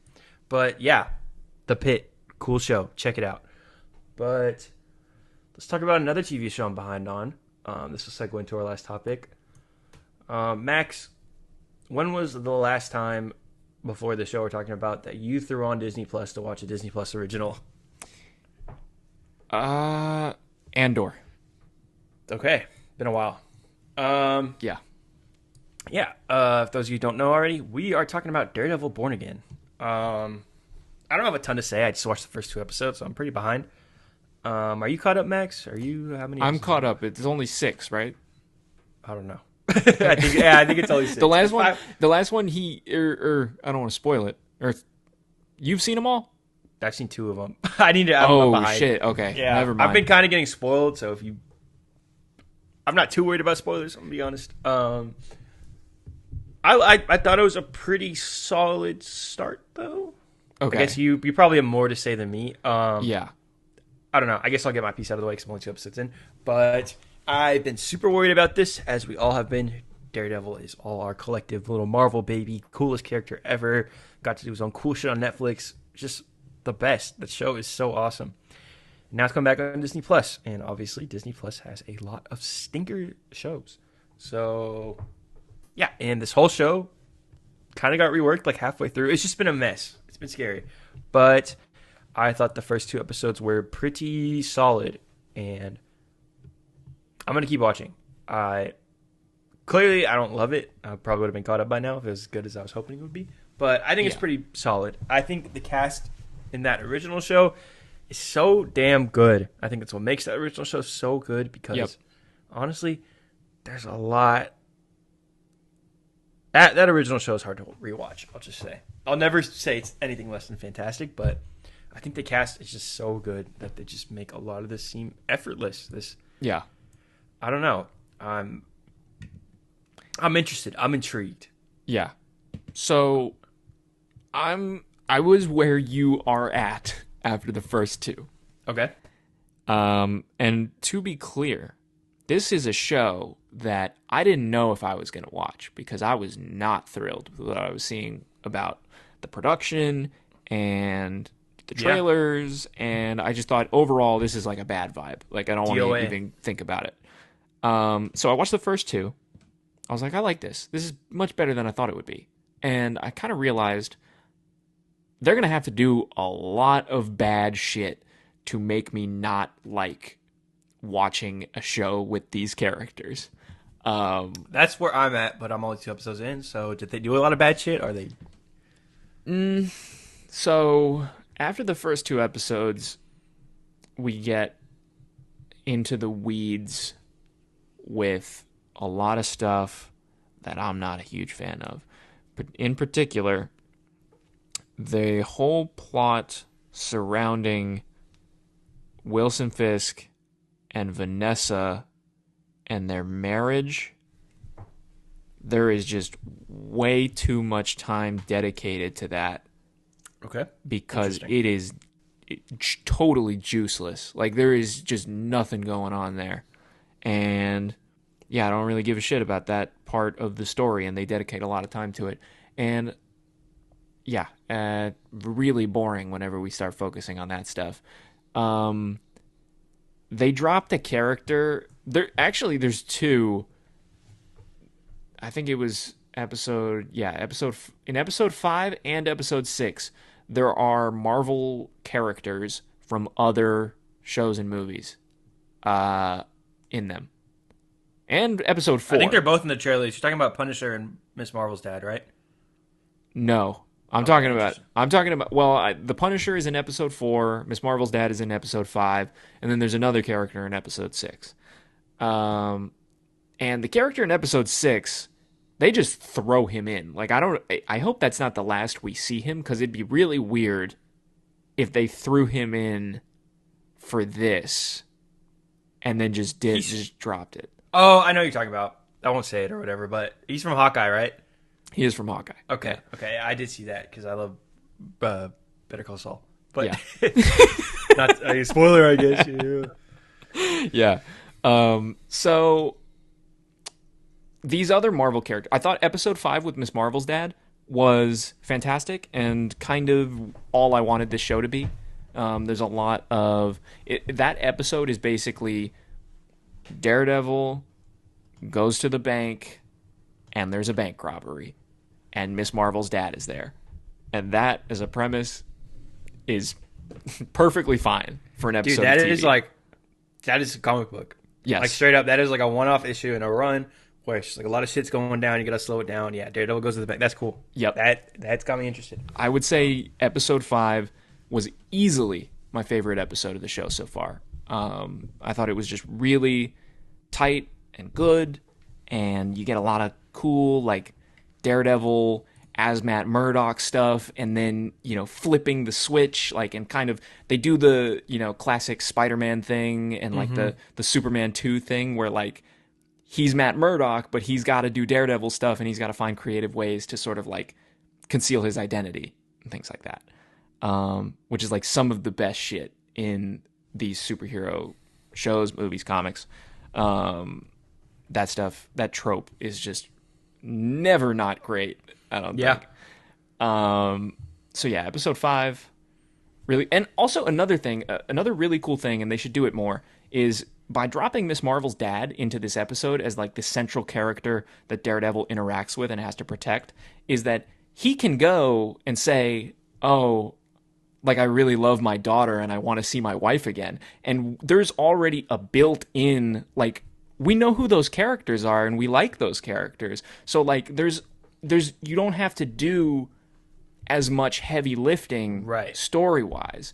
Which is why I think, like, the advantages to this Marvel Cinematic Universe whole thing, you can argue whether you like it, whether you don't. There are certainly positives and negatives, as far as storytelling goes with this massive, expansive thing. But one of the main advantages of this that I need to see them take advantage of more is just dropping characters we know into stories about, other new heroes or whatever. Like this using Miss Marvel's dad is just a great, it's just great. You want an awful segue here? Yeah. What if we drop 27 characters into something and see if people would care about it? We got a couple more minutes here. We're going to wrap it up, but real quick, let's just talk a little bit about this Avengers cast. What did you think? I'll start. Was it a good idea doing the waiting 15 minutes? No, it sucked, but it did. Okay, it sucked, but it was so smart. It was I'm going to give it to them. I saw people on social media and stuff talking about this shit that never talk about this shit anymore. This was a very smart move. It was annoying, but hey, you and I were texting about it all day. Like this worked. This was a smart thing to do. I guess what was your biggest surprise here? My biggest surprise was probably when we got to the Alan Cumming chair. Okay. Yeah. That was a crazy chair. That's not like the flashiest name on this list, but that was the point where I kind of went like, whoa, so we're really doing the X-Men stuff. Like, that's like, like, yeah. I had to I had to think for a second about like, oh yeah, Alan Cumming is Nightcrawler. Like I had to, that wasn't one name that kind of like popped off as like, oh yeah, like, Ian McKellen is Magneto. Like I know what's happening. Like it's like, oh yeah, Alan Cumming. Wait a second. But yeah, what about you? I brought this up because I had a really weird one. For me, it was Namor. I don't know why. Yeah, I don't know why with him when oh my god, I'm gonna Tenor Huerta Mejia. I don't know why. That like really, really surprised me more than like anyone here. I don't know. I agree with you. That was like my first like, whoa, that's actually kind of cool. Like, I like totally agree. I mean, like, yeah, this was like, I don't know, like all that old X-Men stuff. Like, I don't know, like it was just weird. I wouldn't really call it like surprise. I don't know. Maybe because we got like Deadpool and that had like Toad and like Pyro and just a bunch of weirdos. I just kind of assumed they'd get more. I don't know, but Max, would you agree with me that this is 110% not the entire cast of this movie? This is 110% not the entire cast of this movie. Tom Holland is not here. Benedict Cumberbatch is not here. Chris Evans is not here. He'll surely be in the movie. Chris Pratt. Chris Pratt is not here. Paul I'm hearing Bettany is Tom not Holland here. may actually not be in this, which would be crazy. But That would be nuts. that would be nuts. I'm calling their bluff. Sounds like the rumor right now is that Spider-Man 4 is going to go on at the exact same time as Doomsday, which would be stupid. But kind of like an Ant-Man and the Wasp, you know how they did that? But I think there is an interesting way to do that, but They're surely not doing it. Oh, it's not going to be like Spider-Man fighting Doctor Doom. It's going to be like Spider-Man doing some fucking bullshit. It's going to end, and it's going to be like, oh, the world ended. Yeah, no, I mean like in the sense that like you can do like the Avengers are kind of like doing their thing, and then concurrently Spider-Man has his own mission that gets its own movie, and it's like a covert Spider-Man centric situation. I don't know how I don't have a pitch for that, but like that's something that is more interesting than probably what they're gonna do. Then 100%. But yeah, I don't know. I know we're short on time here. Any just generally things you want to say about this cast? I don't know. Like I felt like not really any surprises here. It's more surprising who's not here, but this is like kind of what we were expecting. It's just like, oh, now we know they're definitely in it. Yeah. This whole thing is just nuts. Like you see like these 27 names, and I'm like, so what is everybody going to get like 2 minutes of screen time? Like I don't know what the shape of this movie is going to be. So like, Norman, give me like what are the Avengers going to be doing in this movie? They are going to be understaffed. I think I have a feeling we're running out of time here, but I think the new team. You talked about this. I think it's just going to be Captain America and the Thunderbolts. Like I think this is probably our Avengers team, and they're just like overcompensating and they lose. We're going to take a quick break here, but we'll be back to talk more Avengers.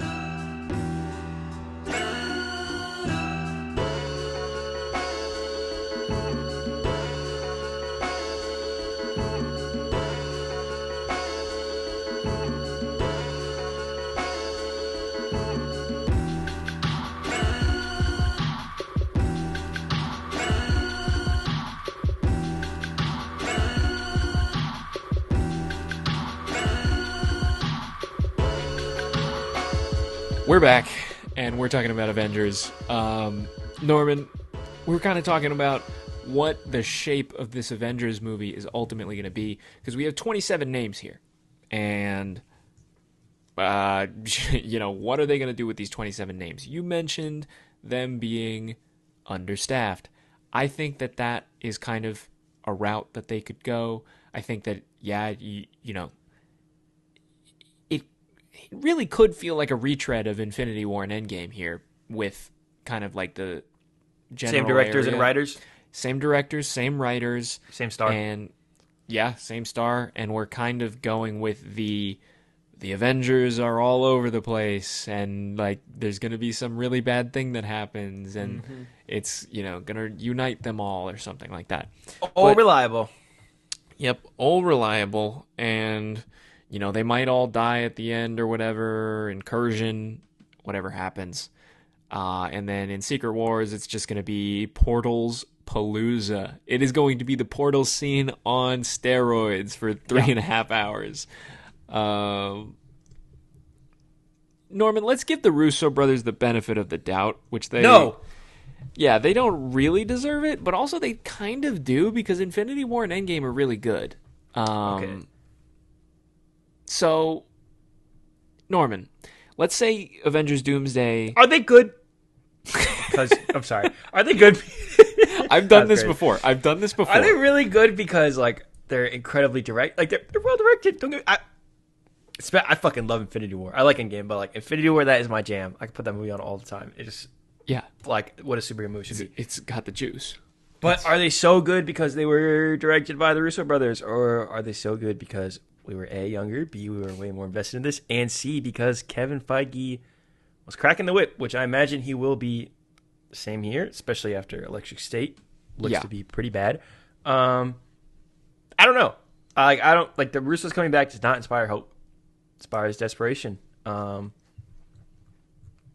It does. So I will not give him the benefit of the doubt. Thank you very much. But I'm sorry. If I had to get you to give them the benefit of the doubt, Okay, because Infinity War is your jam. Infinity War is my jam too.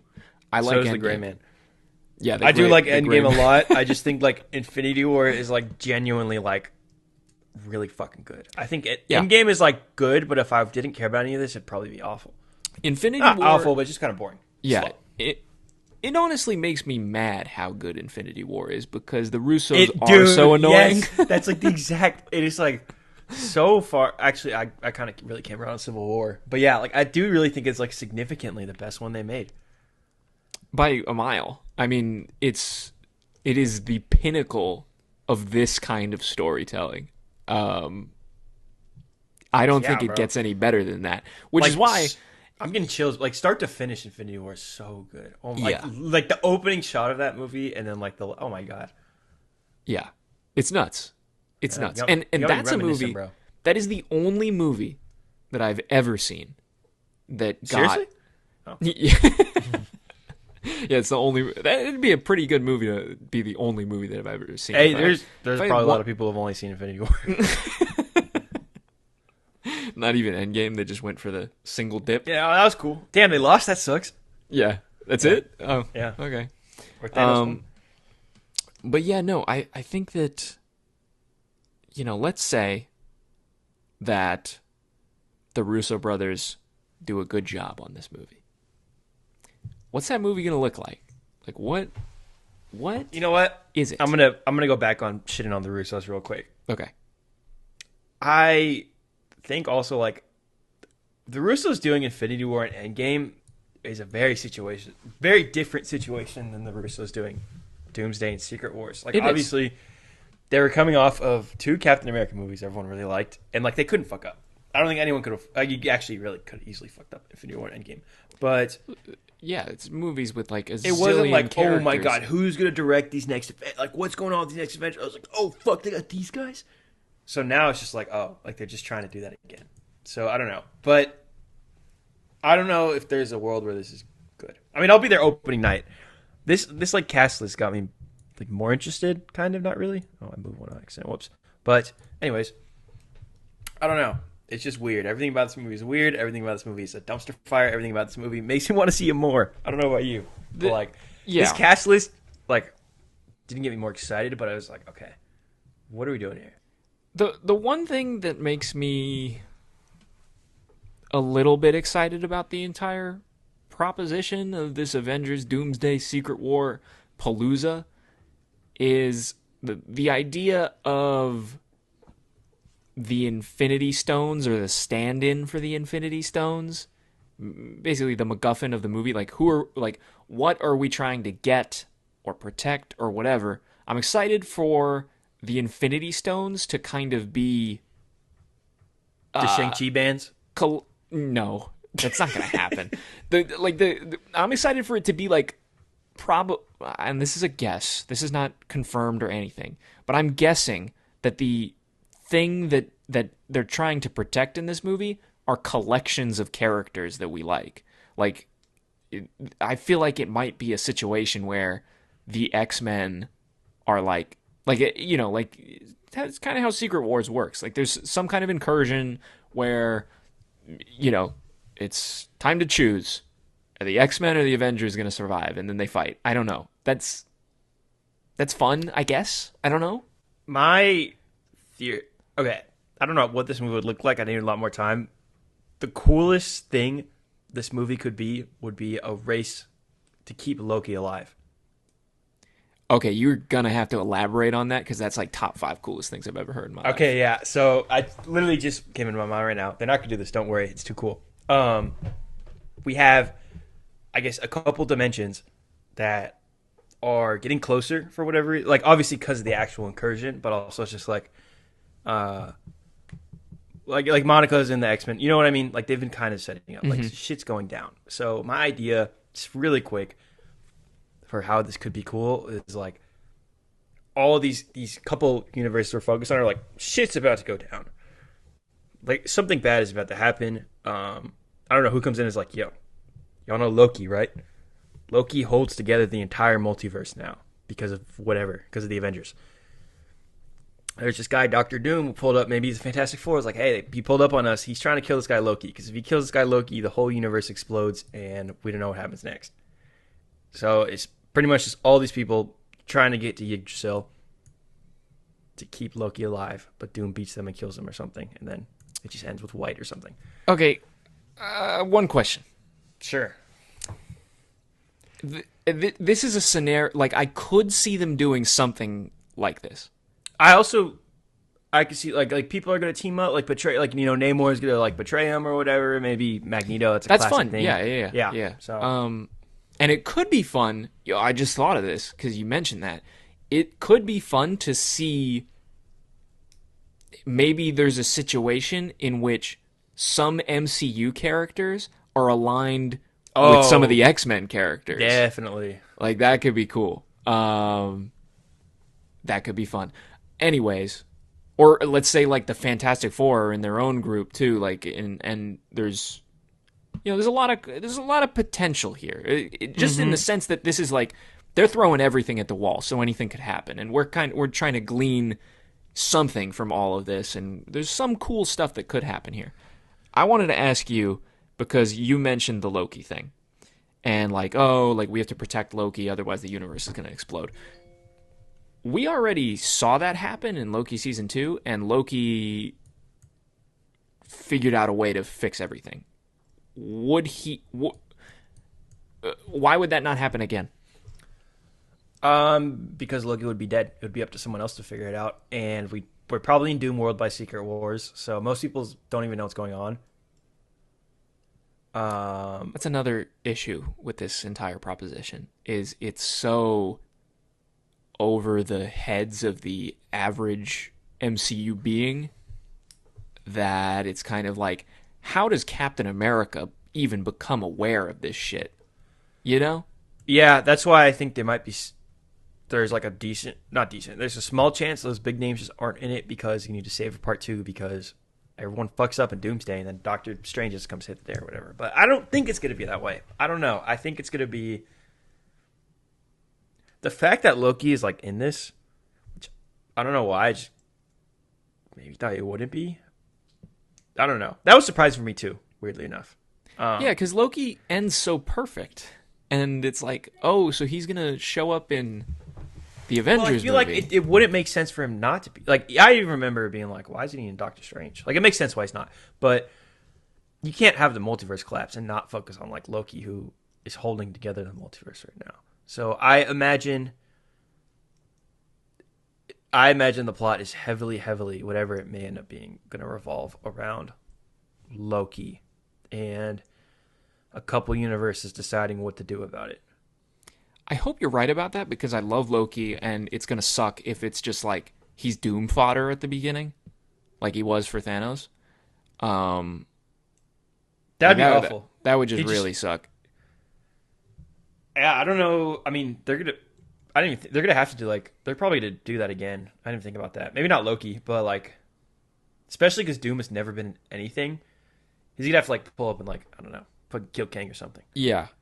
Also, I just thought of something real quick, because a lot of the, when the Russos and McFeely and Marcus like sign on to do this Avengers Doomsday Secret Wars thing, a lot of this job is picking up the pieces of what came before and figuring out how to pay it off.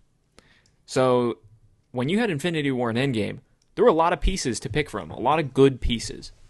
In this, the past 5 years since Endgame, there are not a lot of good pieces to pick up. There are not a lot of options. So yeah, but I think it's very clear what's getting picked up. I feel like we've had this issue. Yeah.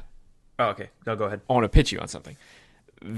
By far, the biggest success that Marvel has had in this past 5 years since Endgame, unquestionably, is Spider-Man No Way Home.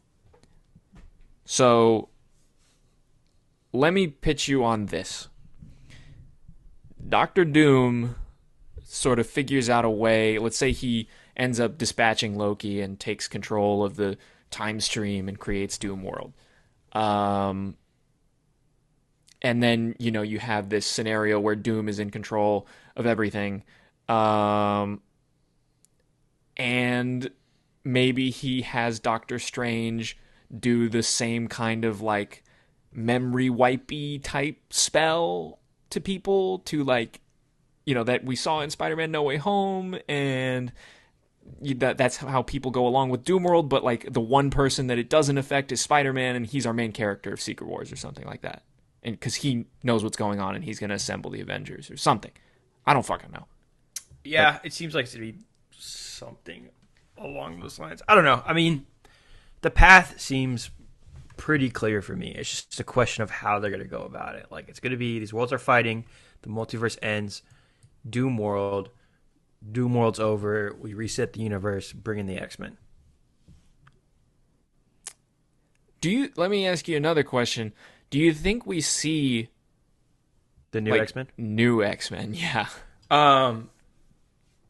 Maybe. I think the next X-Men movie is coming out like pretty soon. Like sooner than we think it is. I think like that's probably, I don't know. I've read some things and I'm just kind of thinking that way. I think this is like Secret Wars is going to come out and then probably X-Men is. Maybe one or two movies in between. So I wouldn't be surprised if at the end of Secret Wars we see something like that. I think that could be weird though. I don't know.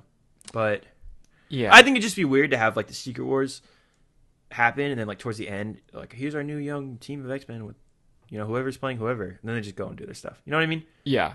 So I don't know.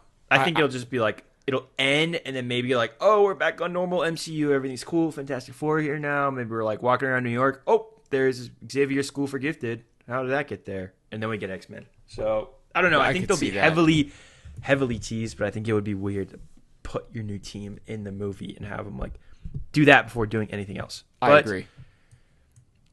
I don't know. We will see. I want to mention, looking at this list again, you start to notice certain things. One of the things that I'm noticing about this list is none of these characters are named Scarlet Witch. I'm sorry. Well, there's that, but also none of these characters are that close with Iron Man or were that close with Iron Man. I did not even think about that. Damn. At all. So, I mean, you have Chris Hemsworth Thor, and that's the closest thing you get to, but he wasn't that close with Iron Man across the movies. Like, they had a couple interactions, but Cap was clearly closer to Iron Man, and you don't who was the closest to Iron Man on this list, funny enough? It was probably the Winter Soldier. Yeah, because he tried to kill him. yeah, probably the most play on this whole list. Yeah. I don't think it was even met him. But like I don't know. I didn't think about that. That's crazy. You look at it and you like, the thing that people thought about when Downey was cast was like, oh, they're going to do the Spider-Man thing. Like, you look like Iron Man. Like, and they don't seem to be maybe doing that yet. I don't know. And then they don't have Don Cheadle here. They don't have, Scarlett Johansson. They don't have Jon Favreau. That would be really funny if Jon Favreau's name was among these names. By the way, you're giving me hope for this movie right now, and I don't appreciate that. Yeah. I hadn't thought about this. There's a chance. Okay, well, also, cool. Here's the thing. The last name they announced was Pedro Pascal. Yes. Which, for anyone who's ever read a comic, Doctor Doom is a Fantastic Four villain, first and foremost. The whole reason he exists is to spite Mr. Fantastic. So the fact that they put Pedro here last, after they had all the Fantastic Four, they had more exciting names to put before him. Putting him last gives me hope that they will be doing some Reed and Doom stuff, and it won't be just, you're not Iron Man? I'm like, don't do that. But I think that's going to be a Secret Wars issue. Yeah, that seems like it could be a Secret Wars issue where they get there and they're like, wait a minute. Yeah, but this Doomsday thing could be cool, because what if, let me pitch you on this, what if the idea is Doomsday is a movie about Mr. Fantastic and Doctor Doom, and then the X-Men and the regular MCU kind of get roped into it, and maybe we don't see the MCU for like half the movie. Maybe it takes place almost totally in a different reality with Mr. Fantastic and Doctor Doom and the X-Men and whatever. And then you kind of, rope in our characters. Negative chance of that happening, I think. Okay. Because I think we got at least... I think some of those big names won't be in this movie, but I think we probably got at least one or two more. I don't know. Because I think it's interesting. Shit, maybe, yeah. I guess if in the next 2 or 3 months they don't announce a Chris Pratt or a Benedict Cumberbatch or something like that, yeah, I could buy that. Because think about the way they announced it. They named Chris Hemsworth first, and then you go, okay, Thor, that's a big character. Chris Hemsworth is going to play a large role in this movie. And maybe they're kind of wrong-footing you by doing that, because by the time you get to the end, you have Downey and Pedro, and then all of the X-Men and Loki. And I could totally see this being kind of like a fake out, where the traditional Avengers come first, but actually that is like the back of the back as far as the roster goes. And the movie is actually about Mr. Fantastic, Doctor Doom, and the X-Men, and Loki, and time, and the multiverse. And it's cool. So, I will say, I still fucking hate that the X-Men are all 85 years old. Yes. That's still kind of annoying.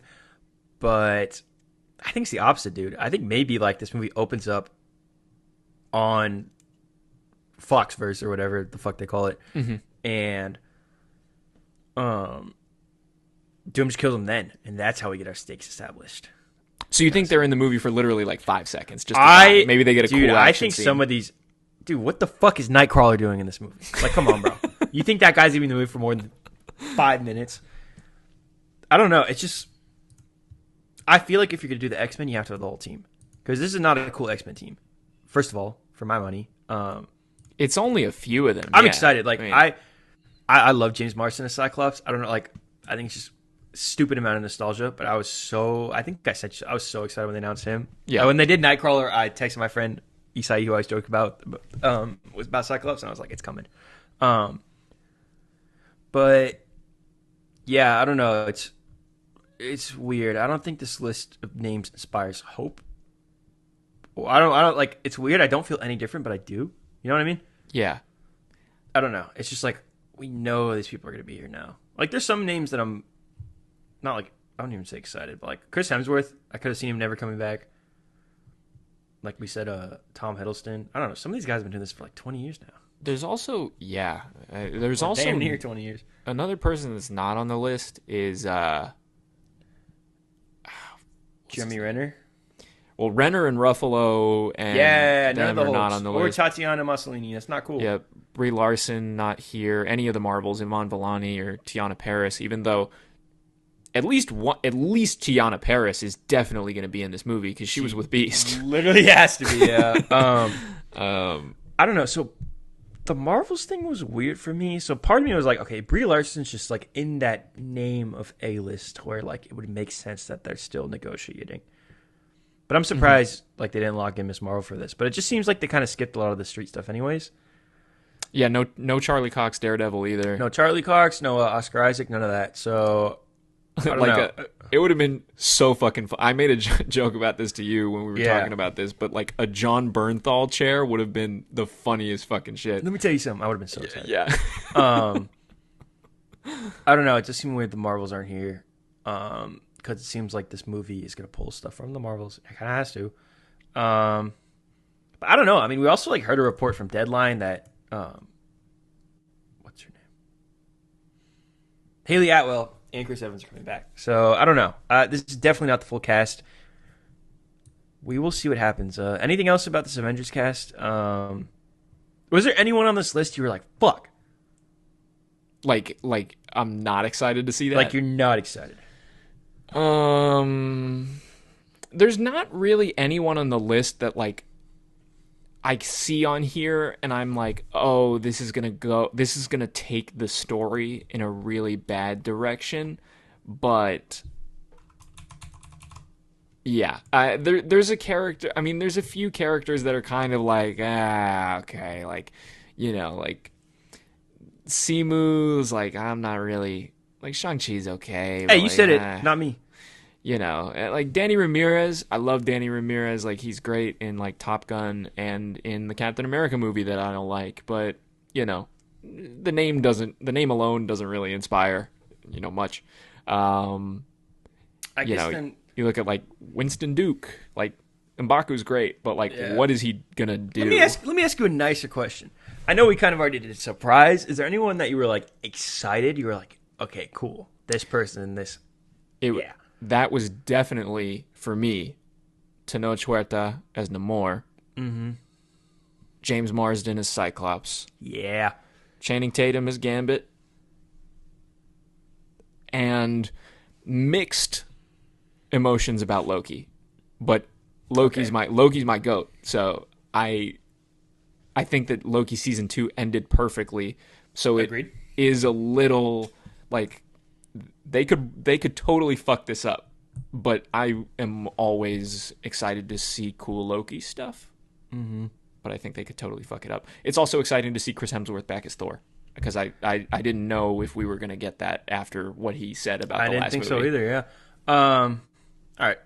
Couple more questions here. Since you brought up Channing Tatum here, this is obviously a big one. How much more serious is he going to be than he was in Deadpool? You know what I mean? Yes. That like surprised me. I'm cool with it. Because he's not going to be how he was in. We talked about heightened reality earlier. Yeah. Mickey 17. Like that was like the heightened reality version. Yes. You think he's going to do that, or he's going to play more serious? I think he's going to do exactly what he did in Deadpool. The exact same thing. They're going to be talking about the one thing. Oh, I'm going to be Gambit. I'm the Gambit. You think so? I think he's going to do the exact same thing. That would really be do. awful. I really do. I don't think not. they're going to switch it up at all. I think it's going to be like the same character. I don't know about the same character that was in the Void, but you know what I mean. Like I think it's going to be the same kind of idea, and he's going to play off of like the straight James Marsden Cyclops, and like I don't know. I just think like that movie, to put it in perspective, like I was at the Ranger game the other day, and they start playing Like a Prayer, but they don't start playing the song. They play the Deadpool version of the song, and the crowd is like singing it, and it's like that movie, whether we like it or not, has motion. Like there's like that movie was huge, and I think that character, that Channing Tatum Gambit character, is now like, I think they're locked into it. I think like that is Channing Tatum Gambit, and I don't think they're gonna fuck with the formula that much. I guess we'll see. I hope they go for a little more cool than. I hope that funny. I think he will get to do cool stuff. Yeah. But I do think they're gonna keep the goofy accent and the him being a comedic relief character. I want to ask you, do you think we're gonna see, like, you know, we can obviously assume like Anthony Mackie, Captain America, Sebastian Stan, Winter Soldier, like we see these names and we know who these characters are. Do you think that there's any characters on this list that are either going to be playing multiple versions of themselves or different versions of themselves than the ones that we're expecting? Are you talking about like Florence Pugh playing like Shang-Chi, or like Florence Pugh playing multiple Yelenas? I mean something like... I think something like Paul Rudd playing another Marvel character or something. Or only thing on this list I would see is Robert Downey Jr. is probably going to be Iron Man in probably Secret Wars. That's a guarantee. That's a guarantee. Yeah. But that's kind of it. Like, what if you could see, like, you know, like some of these like lesser known characters, like maybe somebody here that hasn't shown up in a while, like I don't know. I don't know. Actually, I don't know who it would be, but you know. No, I think maybe like variants, but I don't think we're going to see like Wyatt Russell playing Wyatt Russell playing like Iron Man or something. Wyatt Russell Black Panther. Yeah, well, we're definitely not going to see that. But I don't think we're going to see like Pedro Pascal is like Loki from another world. But I don't know. I think the more like maybe we'll get like in Secret Wars, just have like famous people show up to play other characters. I don't know. I feel like there is a way to do like a reveal where there's one character. You can do some fun stuff with this. Like this whole Downey Doom thing is kind of like, you know, it's really easy to see the desperation behind it, but there are some interesting story implications for like, you know, you can have like having a character that is Doctor Doom look like a character that other people are familiar with, in the sense that like you could have certain characters posing as other characters and we might know it, but the Avengers might not know it, certain kind of thing. Like there's certain things like that could be kind of cool. I don't know. I think we may get like Florence Pugh playing like Yelena and evil Yelena, but I don't think we'll get like Florence Pugh playing Phoenix or something. Well, yeah, like what if it's that? What if it is that where, you know, Chris Hemsworth is playing two versions of Thor, and one of them is the bad Thor, and maybe there's like an Alien Covenant body swap situation, and it's like a twist at the end or something like that. You know why I think they're 110% not going to do that? Why? Because of the reaction to Secret Invasion. That show fucking sucks. Like, no, I agree, but I think I don't. That's too familiar water. It sounds like I don't even remember what happens in that show. Like, what are you talking about specifically? Like, I don't remember. I didn't watch it. I don't know. I just know what Secret Invasion's about. I don't think they'll do that. I think they'll, because like that's a scroll thing. They'll probably do like, it'll be very clear if like there's an evil Thor, like he's gonna come out of a portal and start chopping off heads or something. Like I don't think they'll do like that'd be kind of sleeper agent. That would like, kind of rip.